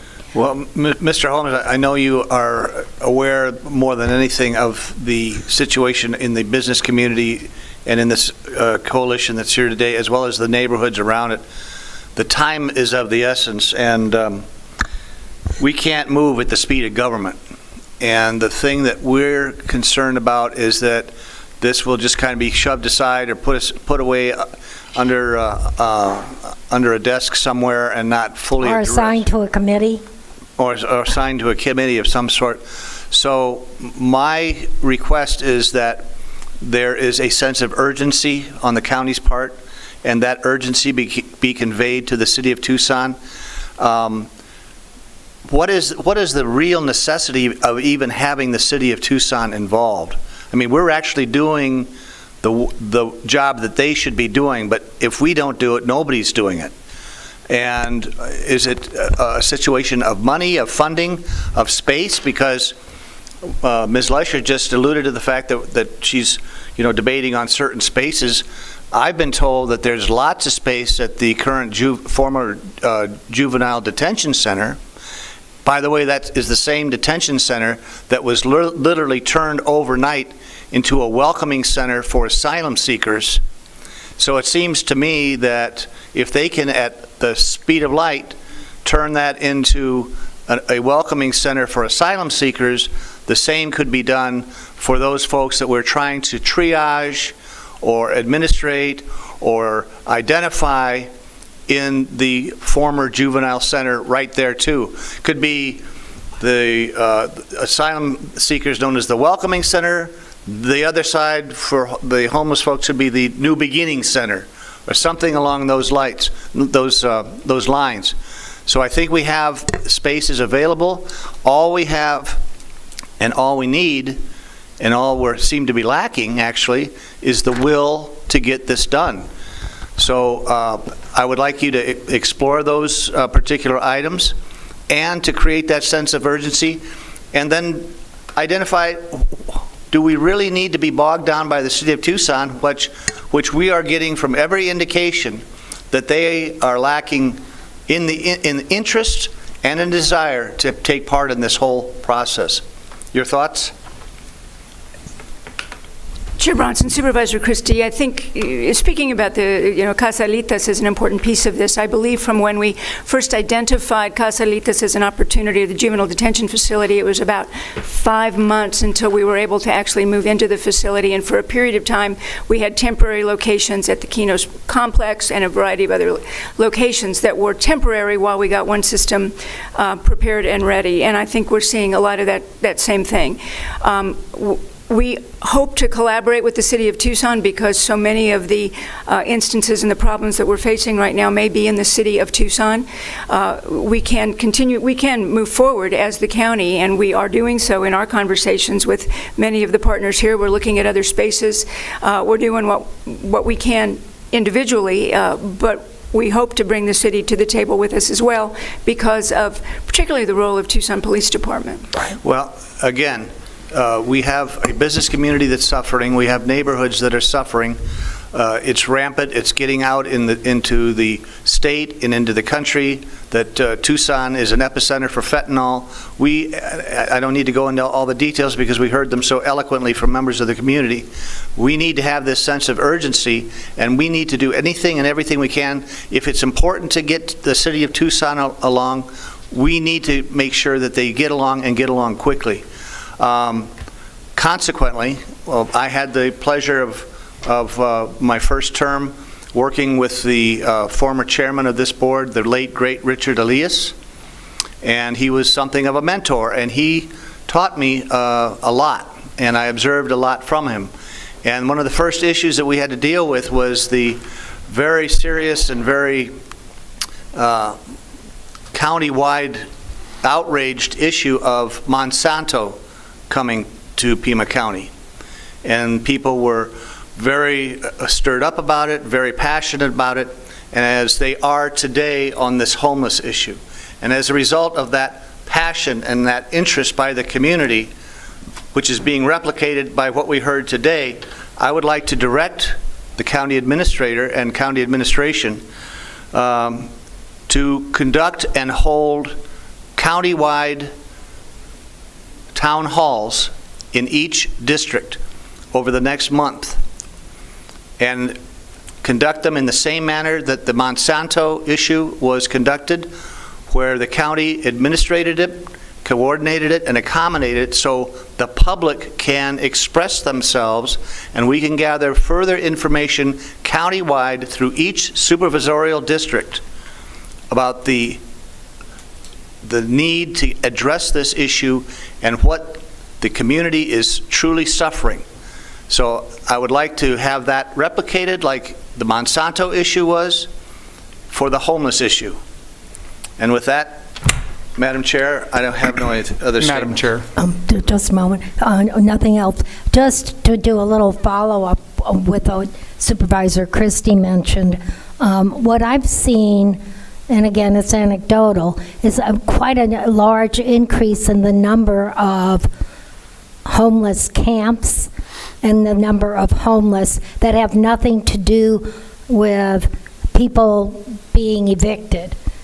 And I don't know if there's any way we can get a handle on why this sudden explosion with encampments, and because they're coming from somewhere, and we're going to get more.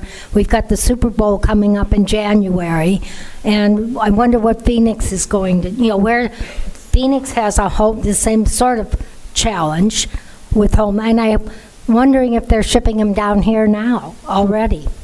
But we're getting an influx that I just don't think comes from Tucson or the region. They're coming in from someplace else. Supervisor Scott. Thank you, Madam Chair. And I want to thank Supervisor Christie for putting this item on the addendum and for putting it down as a discussion, direction, or action item.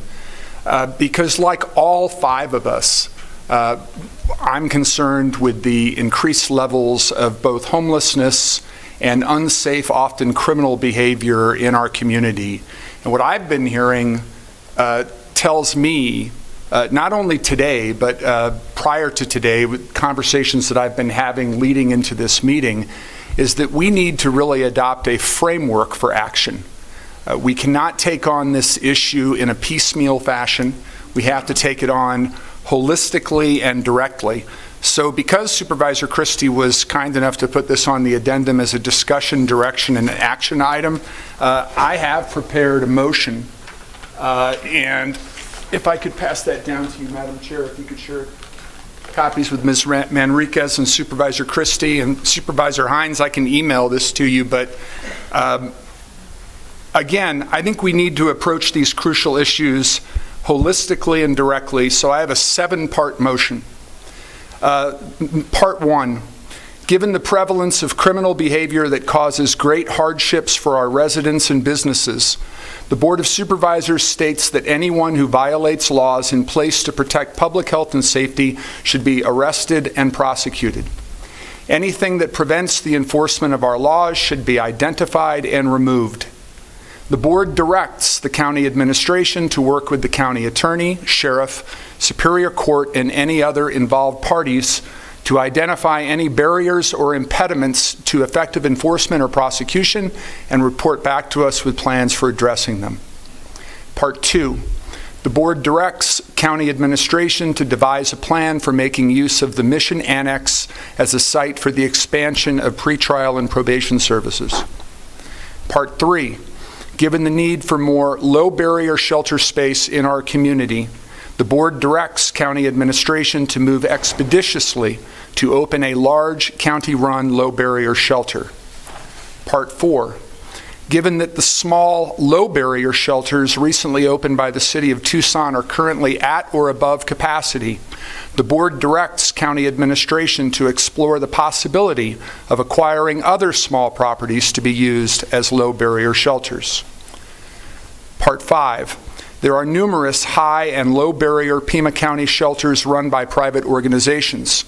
The board directs county administration to develop a plan for an informational campaign designed to ensure that all private and public entities are aware of which populations are served by each one of these existing shelters so that we can always make effective use of any available spaces.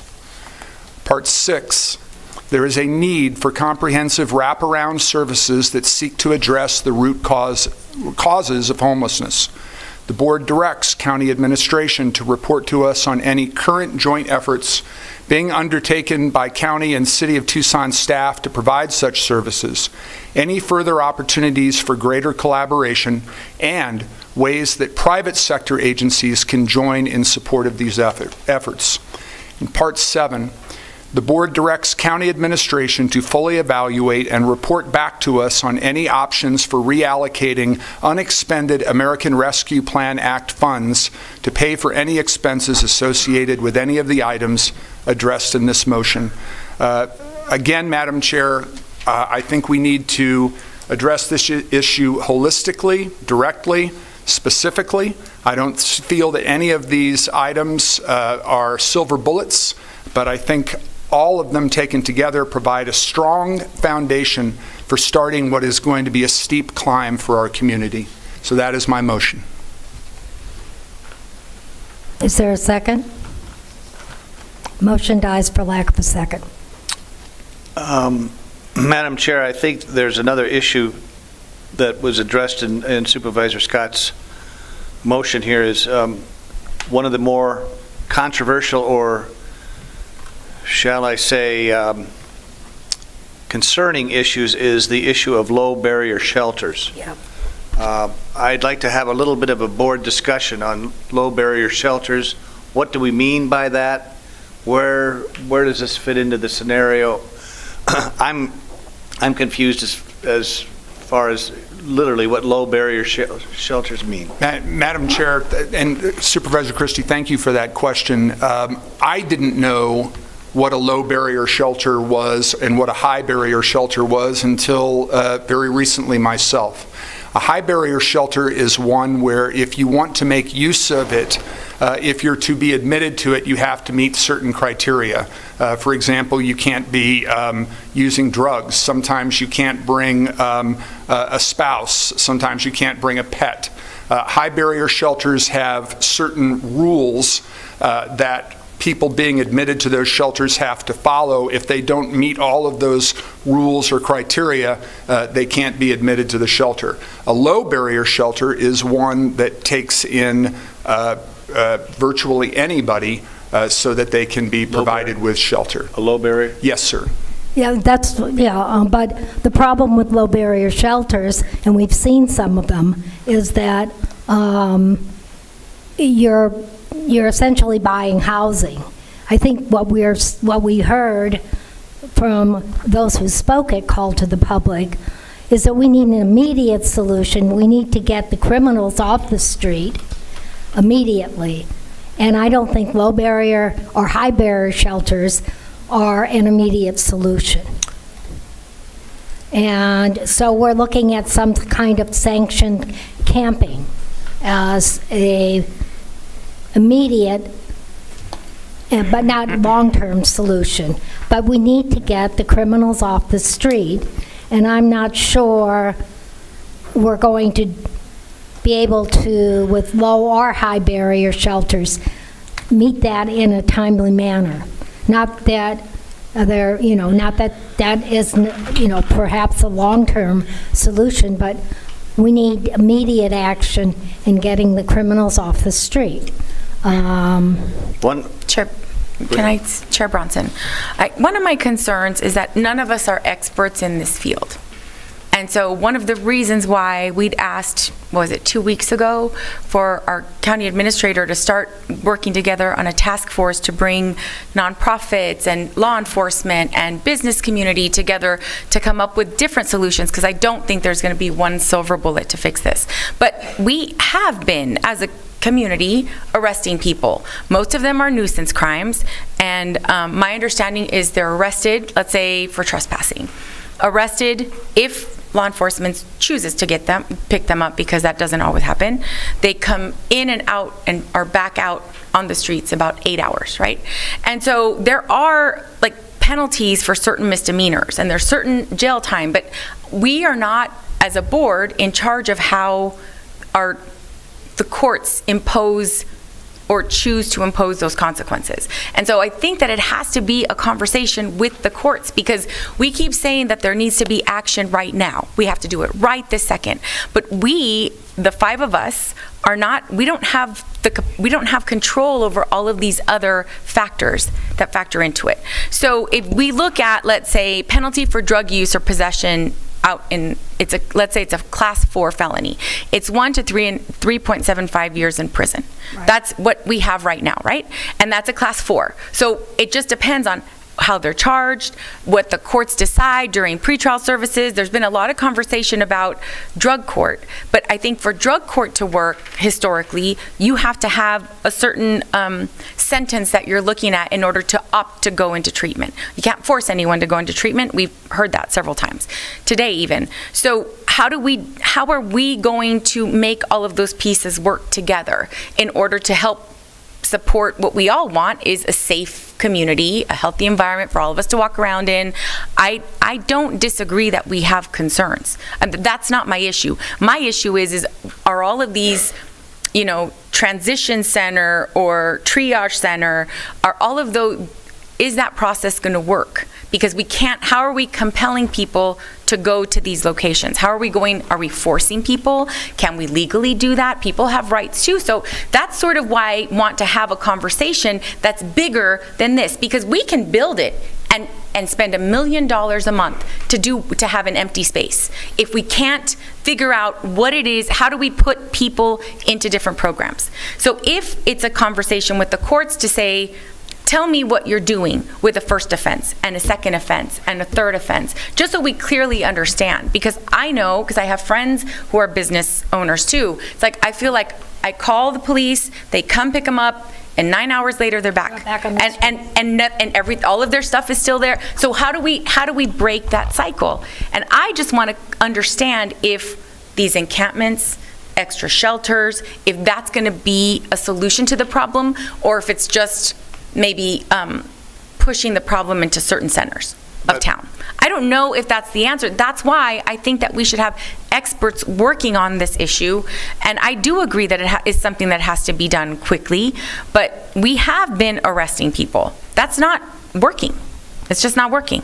And I don't know, I don't think that it's going to be one answer to fit all of them, but the drug-led homeless courts right now are in Superior Court. There's certain specialties. Within the justice courts, there are other specialty courts. I don't think that I personally have a clear understanding as to how that works. Right now, being homeless is not a crime. That's not what we're talking about. We're talking about the people that are committing crimes. And how do we prevent them from being repeat offenders and interrupting our lives at home or business or walking around everywhere.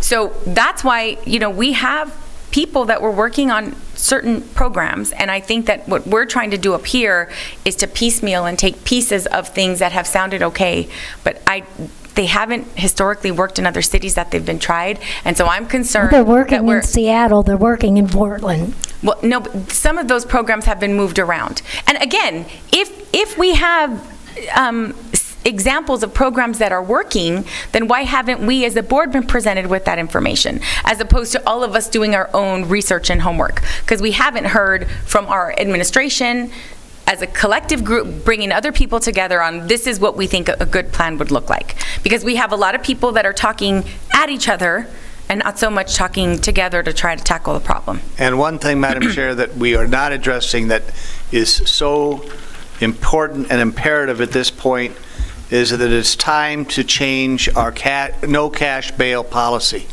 That's I was going to what's mention putting that. Thank you. the criminals back out on the street. It's creating the problem. It's not addressing the problem.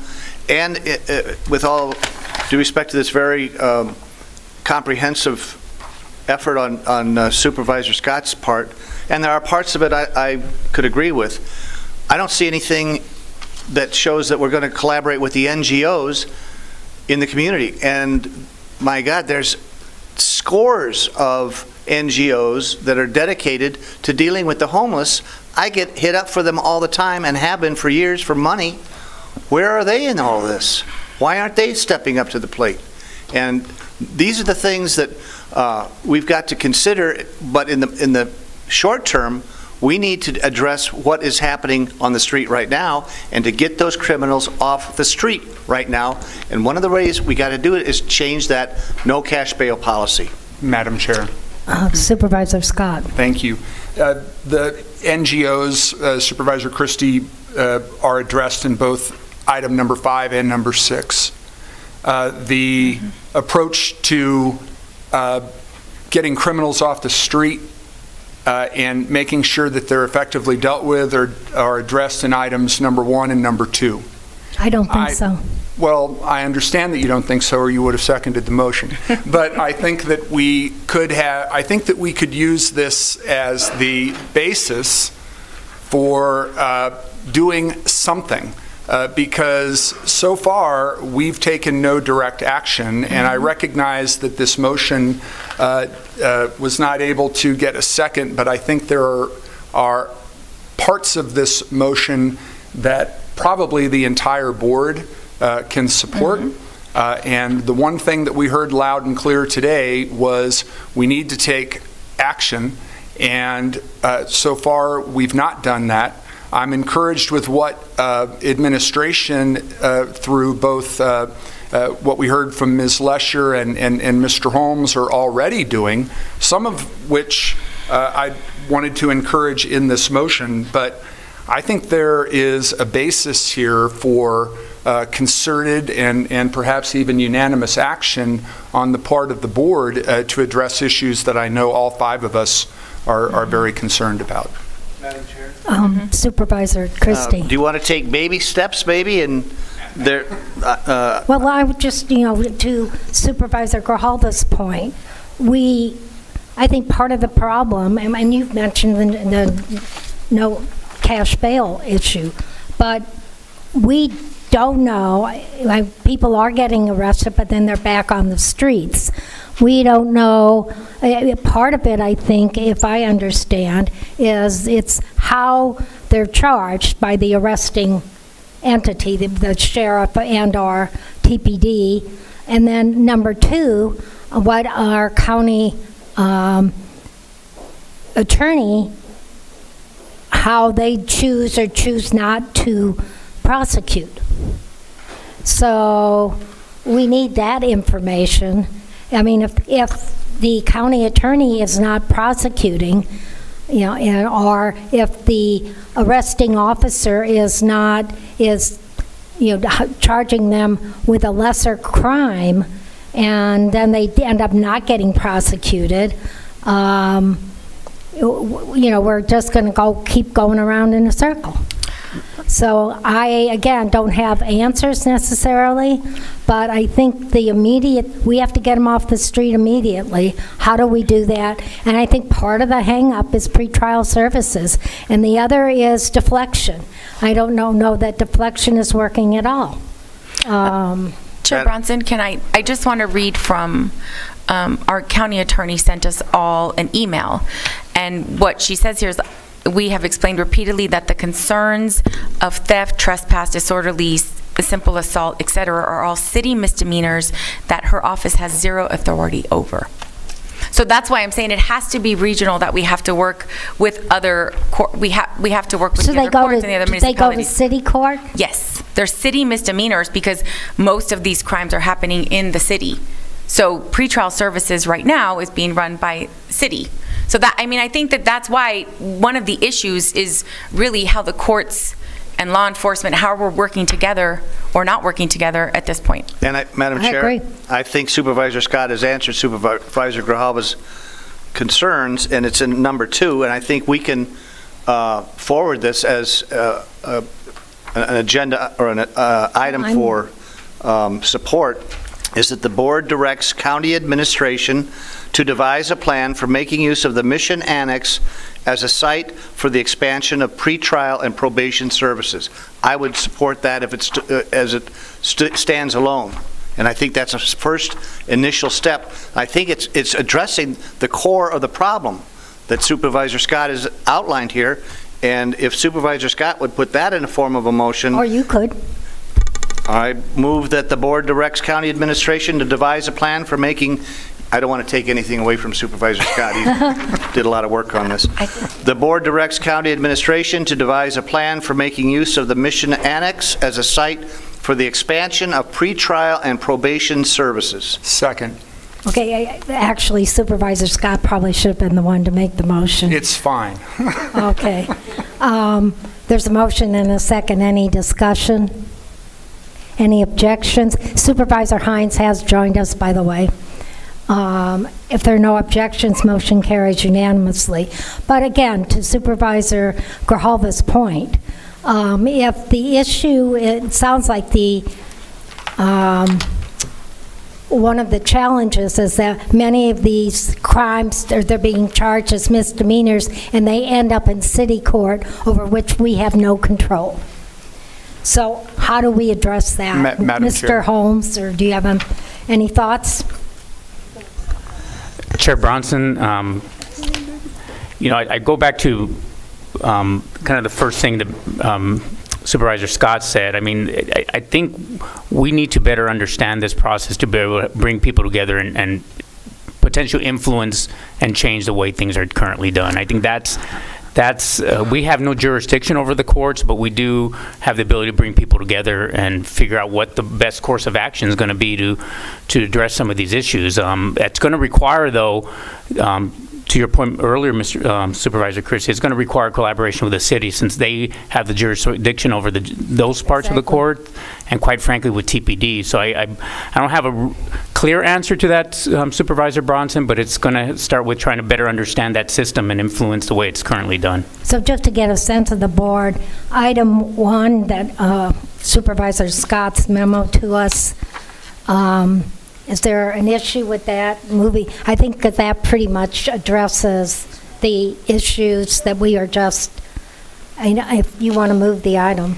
Thank you, Madam Chair. And I would move item 1 from my 7-part motion, because the third sentence in that section says, the board directs the county administration to work with the county attorney, sheriff, superior court, and any other involved parties. That can certainly, to Mr. Holmes's point, include the city, to identify, yes, ma'am, to identify any barriers or impediments to effective enforcement or prosecution and report back to us with plans for addressing them. So yeah, I would make that as a motion.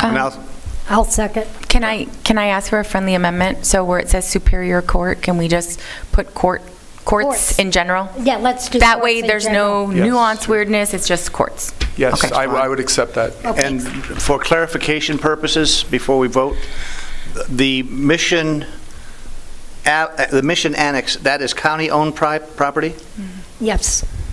So here's the county providing the city with county-owned private property to address the court's issue, pretrial services issue, that the city seems to be the one having the stumbling block. So we're doing everything on the county end. We're giving the property, we're giving the location, we're giving the facility. Now it's time for the city to step up and help us resolve this pretrial issue with the courts. Call the question. Okay, Supervisor. Yeah, Chair, I just wanted to note that the pretrial services right now is a pretty limited space, and so I think that expansion makes total sense, and it's something that they're coming out of one of our county facilities, so it does make sense for us to house that program. Probation is also one of those. So this expansion makes sense to me because it is a county long-term, function. yeah. Right. And it addresses not only the immediate challenge, but the long-term issues with law enforcement. And I think it sends a signal. Yep. All right, we have a motion and a second. Any further discussion? Any objections? Hearing none, motion carries. I also want to, let's go to item 7. The board directs the county administration to fully evaluate and report back on options for reallocating unexpended American Rescue Plan Act funds or other funds that we got from the feds related to the pandemic, to pay for any expenses associated with the items above. And if you want to make that in the form of a motion, I'd second it. I would, Madam Chair. Thank you very much. Okay, there's a motion and a second discussion. Madam Chair, Supervisor I'm just concerned on this one. What happens when the America Rescue Act funds end? Well, I think they've ended, but we may have some left over that we could use. Okay, fine. Thank you. I'm not sure we're going to get anything more out of Washington in the near term. Okay, there's a motion and a second. If there's no further discussion, are there any objections? Hearing none, motion carries.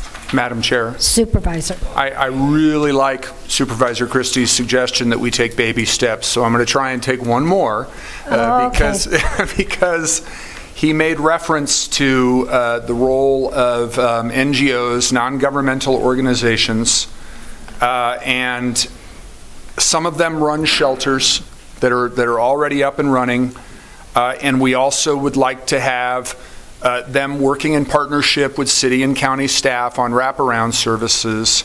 So I'd like to move that we also adopt items 5 and 6. I'm not comfortable with 5, but I'd be comfortable with 6. In the spirit of baby steps, yes, I will amend it and move item 6. It's there. I'll second. Is there any discussion? Yeah, Chair Bronson, so 2 weeks ago, we gave direction to start working on this regional plan, and part of that was to get all of these organizations together. So I don't know that it's not, I mean, I'm happy to vote for it, but I do think it's kind of redundant given what the direction we gave 2 weeks ago. But I wasn't here 2 weeks ago. It's true. It's true. You were not. Yes. All right. You weren't at an Elton John concert, though. No, that was this weekend. Okay. All right. There's a motion on the floor. Any discussion?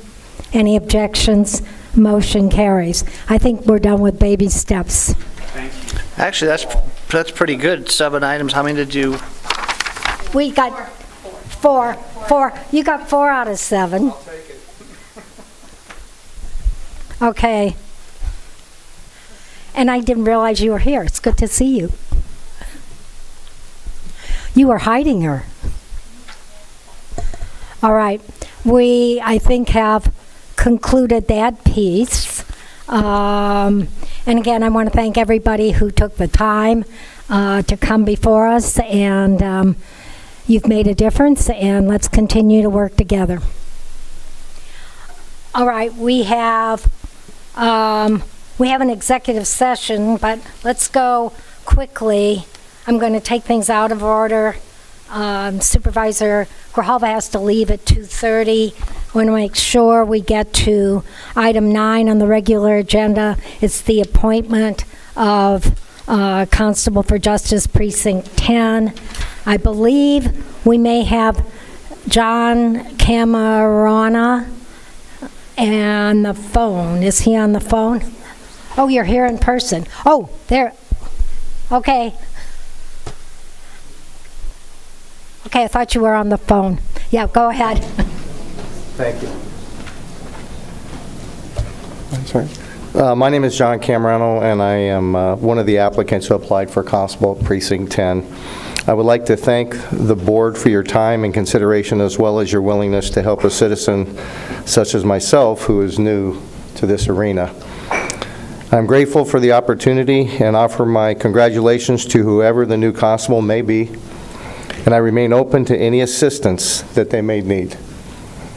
I found the Board of Supervisors, their staff, as well as all Pima County employees who I worked with through this process, who took part in this process, to be extremely professional, outstanding, and made the constable process to run very smoothly. All questions and emails that I sent in were answered immediately with no delay. And I've been with a lot of processes, a lot of different, and this was absolutely outstanding. And for the whole board and everything, thank you very much for the time you took for this. Well, thank you for those kind words. And what's the pleasure of the board regarding this item? Madam Chair. Supervisor Christie. I would like to place Anton Chisholm into appointment of Constable for Justice Precinct 10. I'll second that. Motion and a second to appoint Anton R. Chisholm Sr. to Constable Justice Precinct 10. Any discussion? Any objections? I'll abstain. I'm sorry. I'll abstain. You're abstaining? From voting. Okay. One abstention. Any further abstentions? Any objections? Hearing none, motion carries 4-0. We have 2 executive session items on the addendum, agenda items 1 and 2. I'd entertain a motion to move to exec. Second. Motion and a second. If there are no objections, we'll convene in exec and reconvene in regular at the sound of the gavel.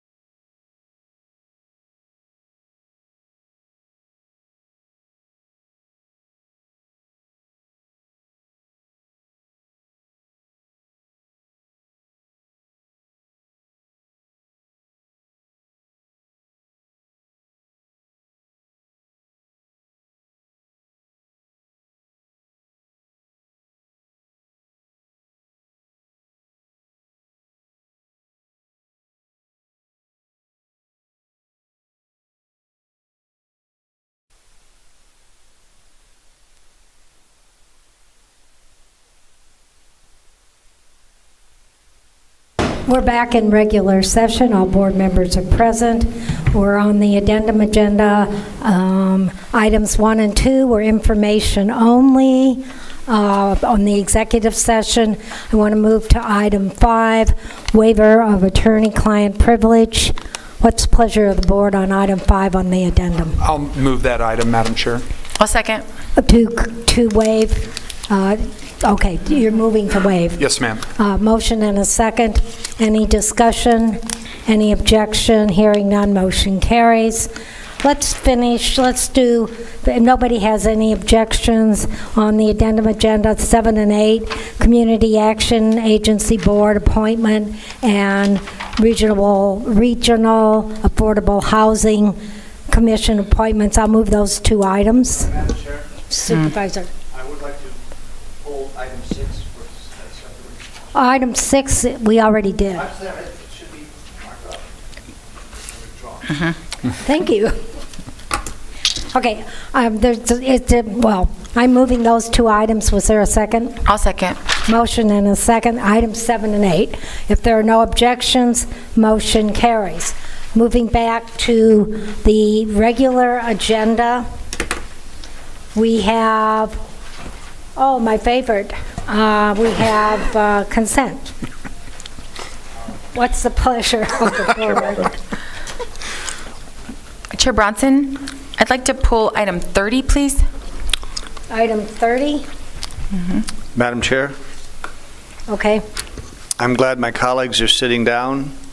No. I am only going to pull item number 6, and that's only for a question. What? Oh. Those mints must have been Right. good mints. That's what it was. What did you put in those mints? Right. All right, I'll move the remainder of consent in its entirety. I'll second. Motion and a second. Any discussion? Any objection? Hearing none, motion carries. Moving on to item 6, I'll move the item. Second. Motion and a second. Supervisor Christie. Madam Chair, I have no problem passing this particular, or voting for this particular item. I would just like an explanation of the funding source. What is the Inmate Welfare Fund? Stump the county administrator. Chair Bronson, it's not the first. Chair Bronson, Supervisor Christie, there are funds that inmates pay into a fund. I believe it when they purchase items in the store, when they're purchasing food products, water, things like that, those funds then go into, those amounts spent by the inmates for purchases of things within the jail go into that fund. So the inmates are actually paying for their own security system here. Yes, sir. Thank you, Madam In Chair, part. that's all. Yep. All right. If there are no objections, motion carries. Move to item 30. Supervisor Grijalva. I would like to pull Mr. David Croteau's name from item 30.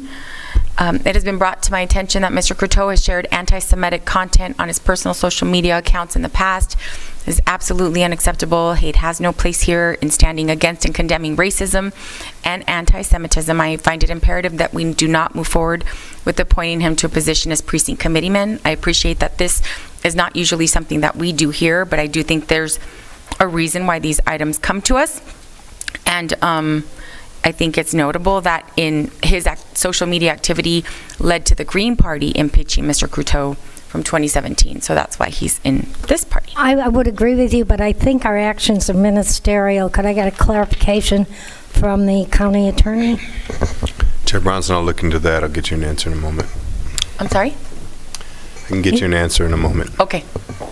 So I'm comfortable moving forward with the appointment of Mr. Joseph. So you want to make that in Guarino? the form of motion? I'll move that. So Mr. you're Guarino. moving just the Joseph Guarino. Guarino. I Okay. think that's. I'll second that. Any objections to that appointment? Hearing none, motion carries. Did you want to make a motion on the other one, or just? Again, just procedurally, if we don't have a motion, that means he's not appointed, or do we have to formally not appoint him? Sorry, Wake Chair. up, Sam. While I was looking up the previous question, please repeat the question. If there's no action on the movement of Mr. Couteau's appointment, Does it he's not just appointed, die? right? I think that's what we can do. Right. Do you need the answer? Well, we're going to pretend we already have one. We're not going to make a, well, I'm not going to make a motion, maybe somebody else will. But if nobody makes a motion, and it may come back to us on another agenda. So, another. That's correct, Chair. What's the pleasure of the board on the appointment of Couteau? No action? Okay. Madam Chair? Yes. What about is there going to be a motion on the resignations? Oh, certainly. Oh, thank you. Yes. Yes, I'll move the resignations of the precinct. Second, yep, I second. So there's a motion to accept the resignations of DeBellis and Baharas Downing. If there are no objections, motion carries. Moving back to the regular agenda, we are now on, and I want to make sure since Supervisor... County Administrator update? Grijalva. Yeah, and see if there's anything here. Is there anything on the agenda, Supervisor Grijalva, that you want? I think we'll make it to the end, unless okay. there's something All right. major. Then let's quickly get a county administrator's update. Madam Chair, in light of the hour, I'll make up for it next time. I'll skip. Okay, you don't, nothing to update. Is there Okay. anything really exciting you want to share with us? No? Okay. Well, there's Old Tucson. Aren't they having a Christmas party or something? Those dates at the next meeting was just a reminder as well that we have the Ruby Bridges event that Pima County is sponsoring on Thursday, beginning at 6 p.m. out at Palo Verde Magnet High School.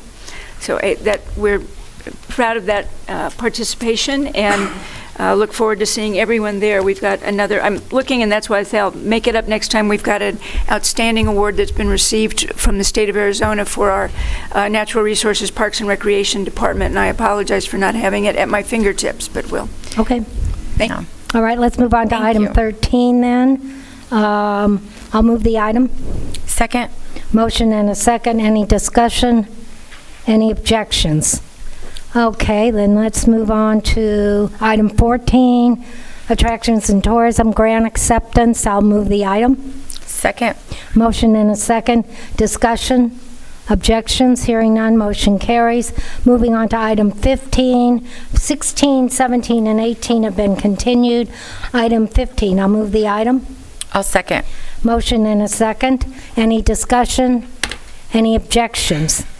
Hearing none, motion carries. Chair Bronson? Yes. Just to clarify, that item 15 is just adding vape, right? Which I think is really important, and it's a huge issue. Yep, thank you. All right, let's see, we've done item 19, so let's move on to item 20. It's a contract, it's resolution 2022-68. I'll move the item. Second. Motion and a second. Any objections? Hearing none, motion carries. Moving on to franchise license permits, items 21 and 22. These are our hearings. Is there anyone in the audience who wishes to address us in opposition to these items at this time? If not, move to close the items, or move to close the hearing and approve the items. I'll second. Motion and a second. Any discussion, any objections? Hearing none, motion carries. Moving on to item 23. This is a hearing, a concurrent comprehensive plan amendment and rezoning. Commission has voted approval subject to standard and special conditions, and staff is recommending the same. This is a hearing. Is there anyone in the audience who wishes to address us in opposition? If not, Supervisor Scott. Madam Chair, I want to recognize Jose Ceja, who I believe has been here since 9 o'clock, and I know he's not here to you picked the right day to put this on the agenda. I'm sorry. So sorry. I know he's not here to address us in opposition, but I just wanted to see if there was anything that he wanted to say.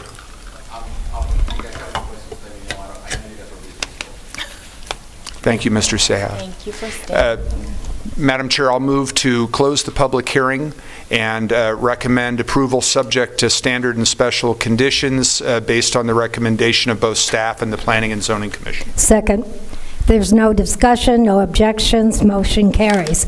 Moving on to items 24, 25, 26, 27, 28, and 29. These are hearings regarding rezoning ordinance, plan ordinance, rezoning resolution, and plan amendment resolution. And they are ordinances number 2022-22, 2022-23, 2022-69, 2022-70, 2022-71, and 2022-72. These are hearings. Is there anyone in the audience who wishes to address us in opposition?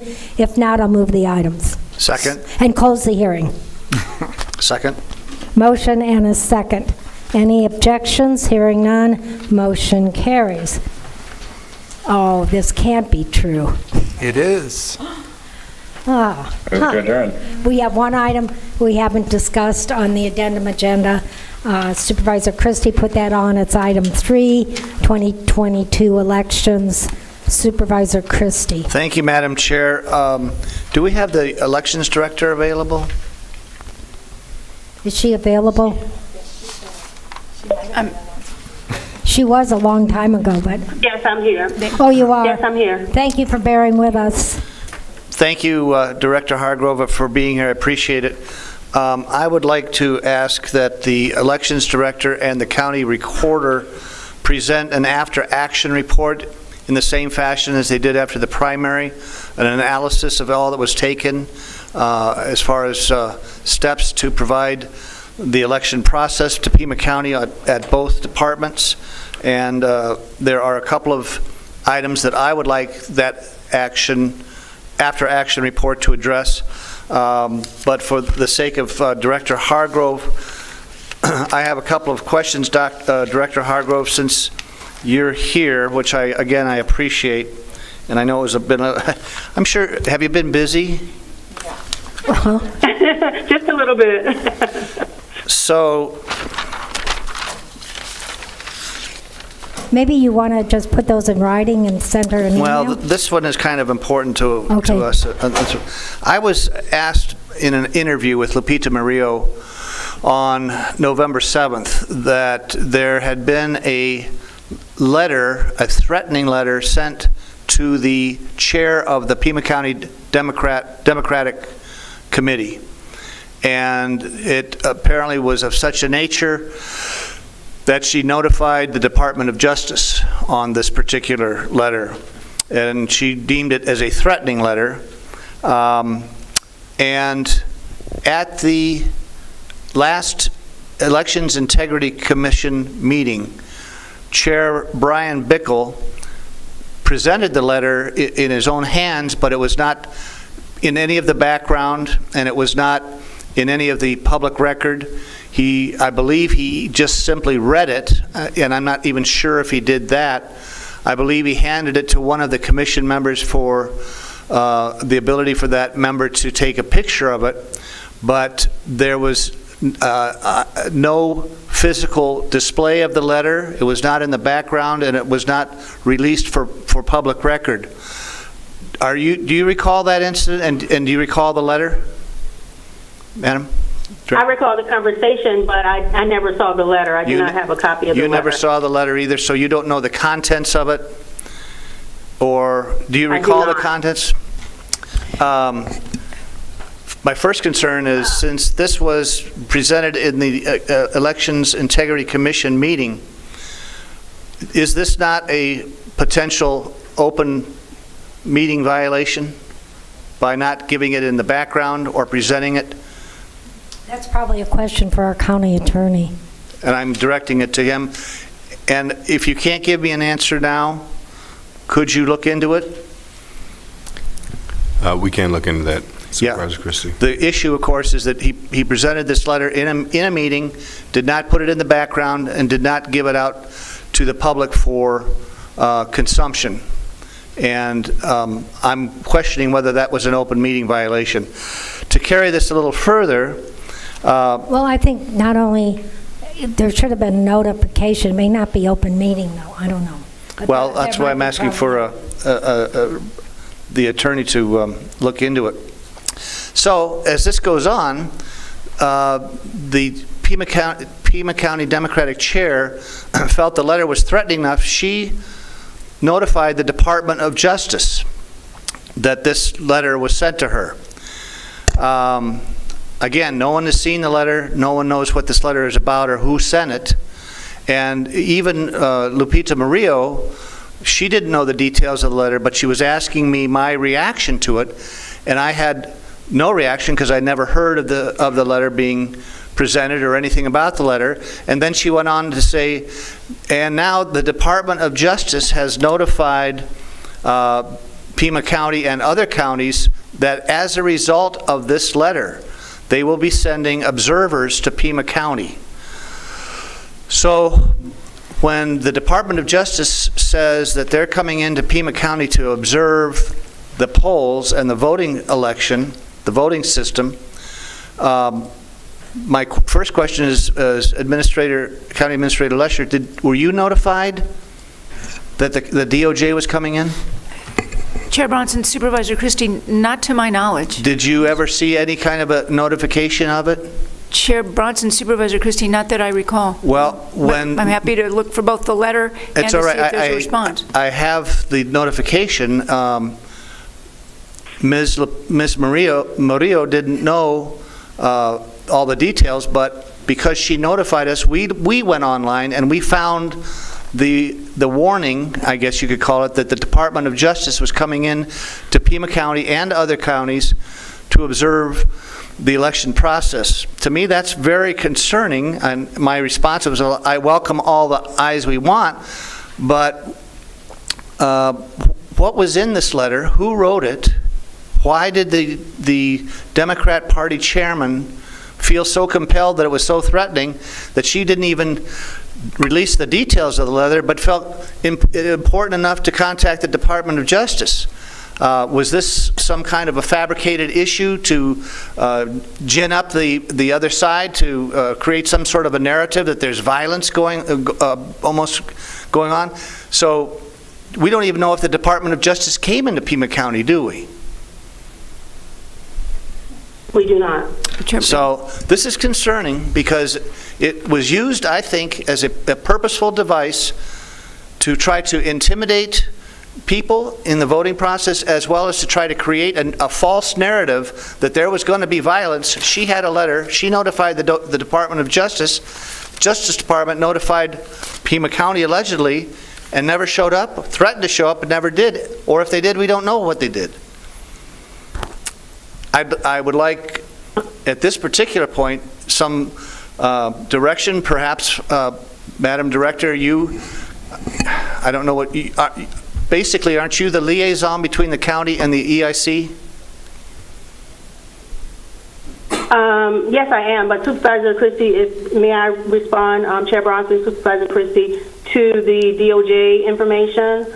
The DOJ sent notification to the Secretary of State that they would be visiting Arizona, and I don't know if they gave them specific locations as to where they would be visiting. I did not get a letter or anything from the DOJ. I did get a phone call, just them informing me that they would be visiting Pima County, and they just wanted to let me know.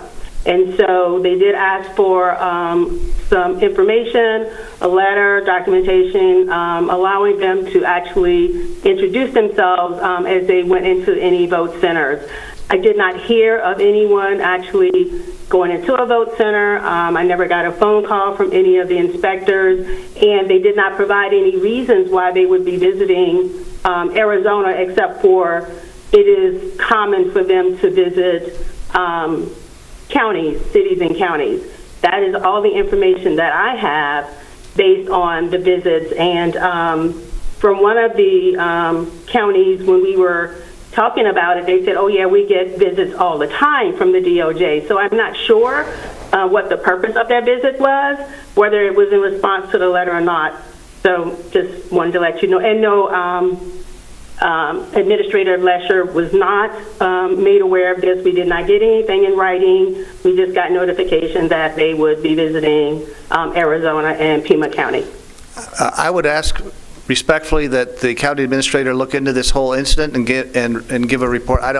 I'm sure my colleagues don't care about it as much as I do, but it certainly would be worthwhile to have an explanation of what transpired.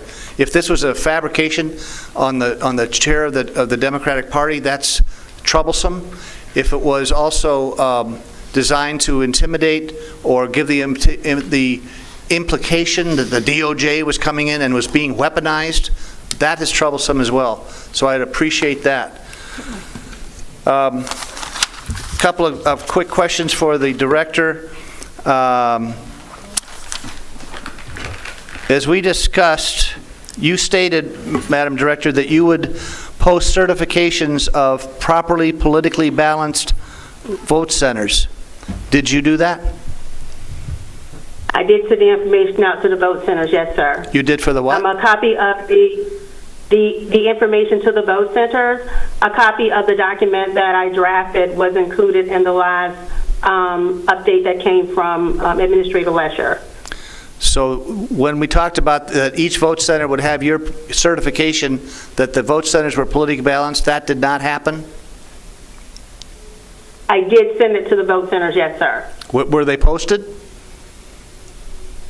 They were instructed to post them. I don't know if they all posted them, but they were instructed to post them, yes, sir. Okay, is there any, well, it would be another request to see if the director's certification was in fact posted as we discussed earlier. I would appreciate that as well. We've received numerous questions about QR slips being handed out on Election Day. Were they handed out on Election Day? We did receive some slips from the recorder that will allow individuals dropping off their early ballots to track their ballots, and it had a QR code on it. That was early voting. Yes, early ballots that they were dropping off on Election Day, yes, sir. Okay, so they were early ballots on Election Day. Is that proper procedure to hand out the QR strips on Election Day, voters? Not to voters who were just voting on Election Day. No, they were not supposed to get the slips. Who was supposed to get those slips? Individuals who were dropping off their early ballots on Election Day that they'd already marked and voted, and they just wanted to drop them off. Okay. And could you give a quick explanation of what express voting machines are and their use? Yes, sir. So the express vote machines are the ADA machines that we have in each vote center. So they are specifically, and they're required by the Help America Vote Act, that we have an ADA machine in each voting location. So that's what they are. However, we also use them as a backup in the event that the printer may not be working in a vote center, and then individuals can actually use the express vote to mark a ballot. So it is a ballot marking device. It just creates a ballot for the voter. Could it be used in the event of other voting machines not functioning or the inability to produce ballots? Yes, sir. That is what they were instructed to do. If they could not print a ballot, they could use the express vote as a backup, or they could use their emergency ballots that they had to issue a ballot. Well, we did receive some constituents' calls that there was some ballot inability to produce ballots, and the emergency voting systems were not utilized, and they could have been, correct? Yes, sir, that is correct. All right, you've been very forthcoming. I know you've done a lot of work, and I do appreciate you taking the time to be here. I will include all of these questions, and if you have more to add to it in your after-action report, by all means, I would appreciate it. Thank you for that very much.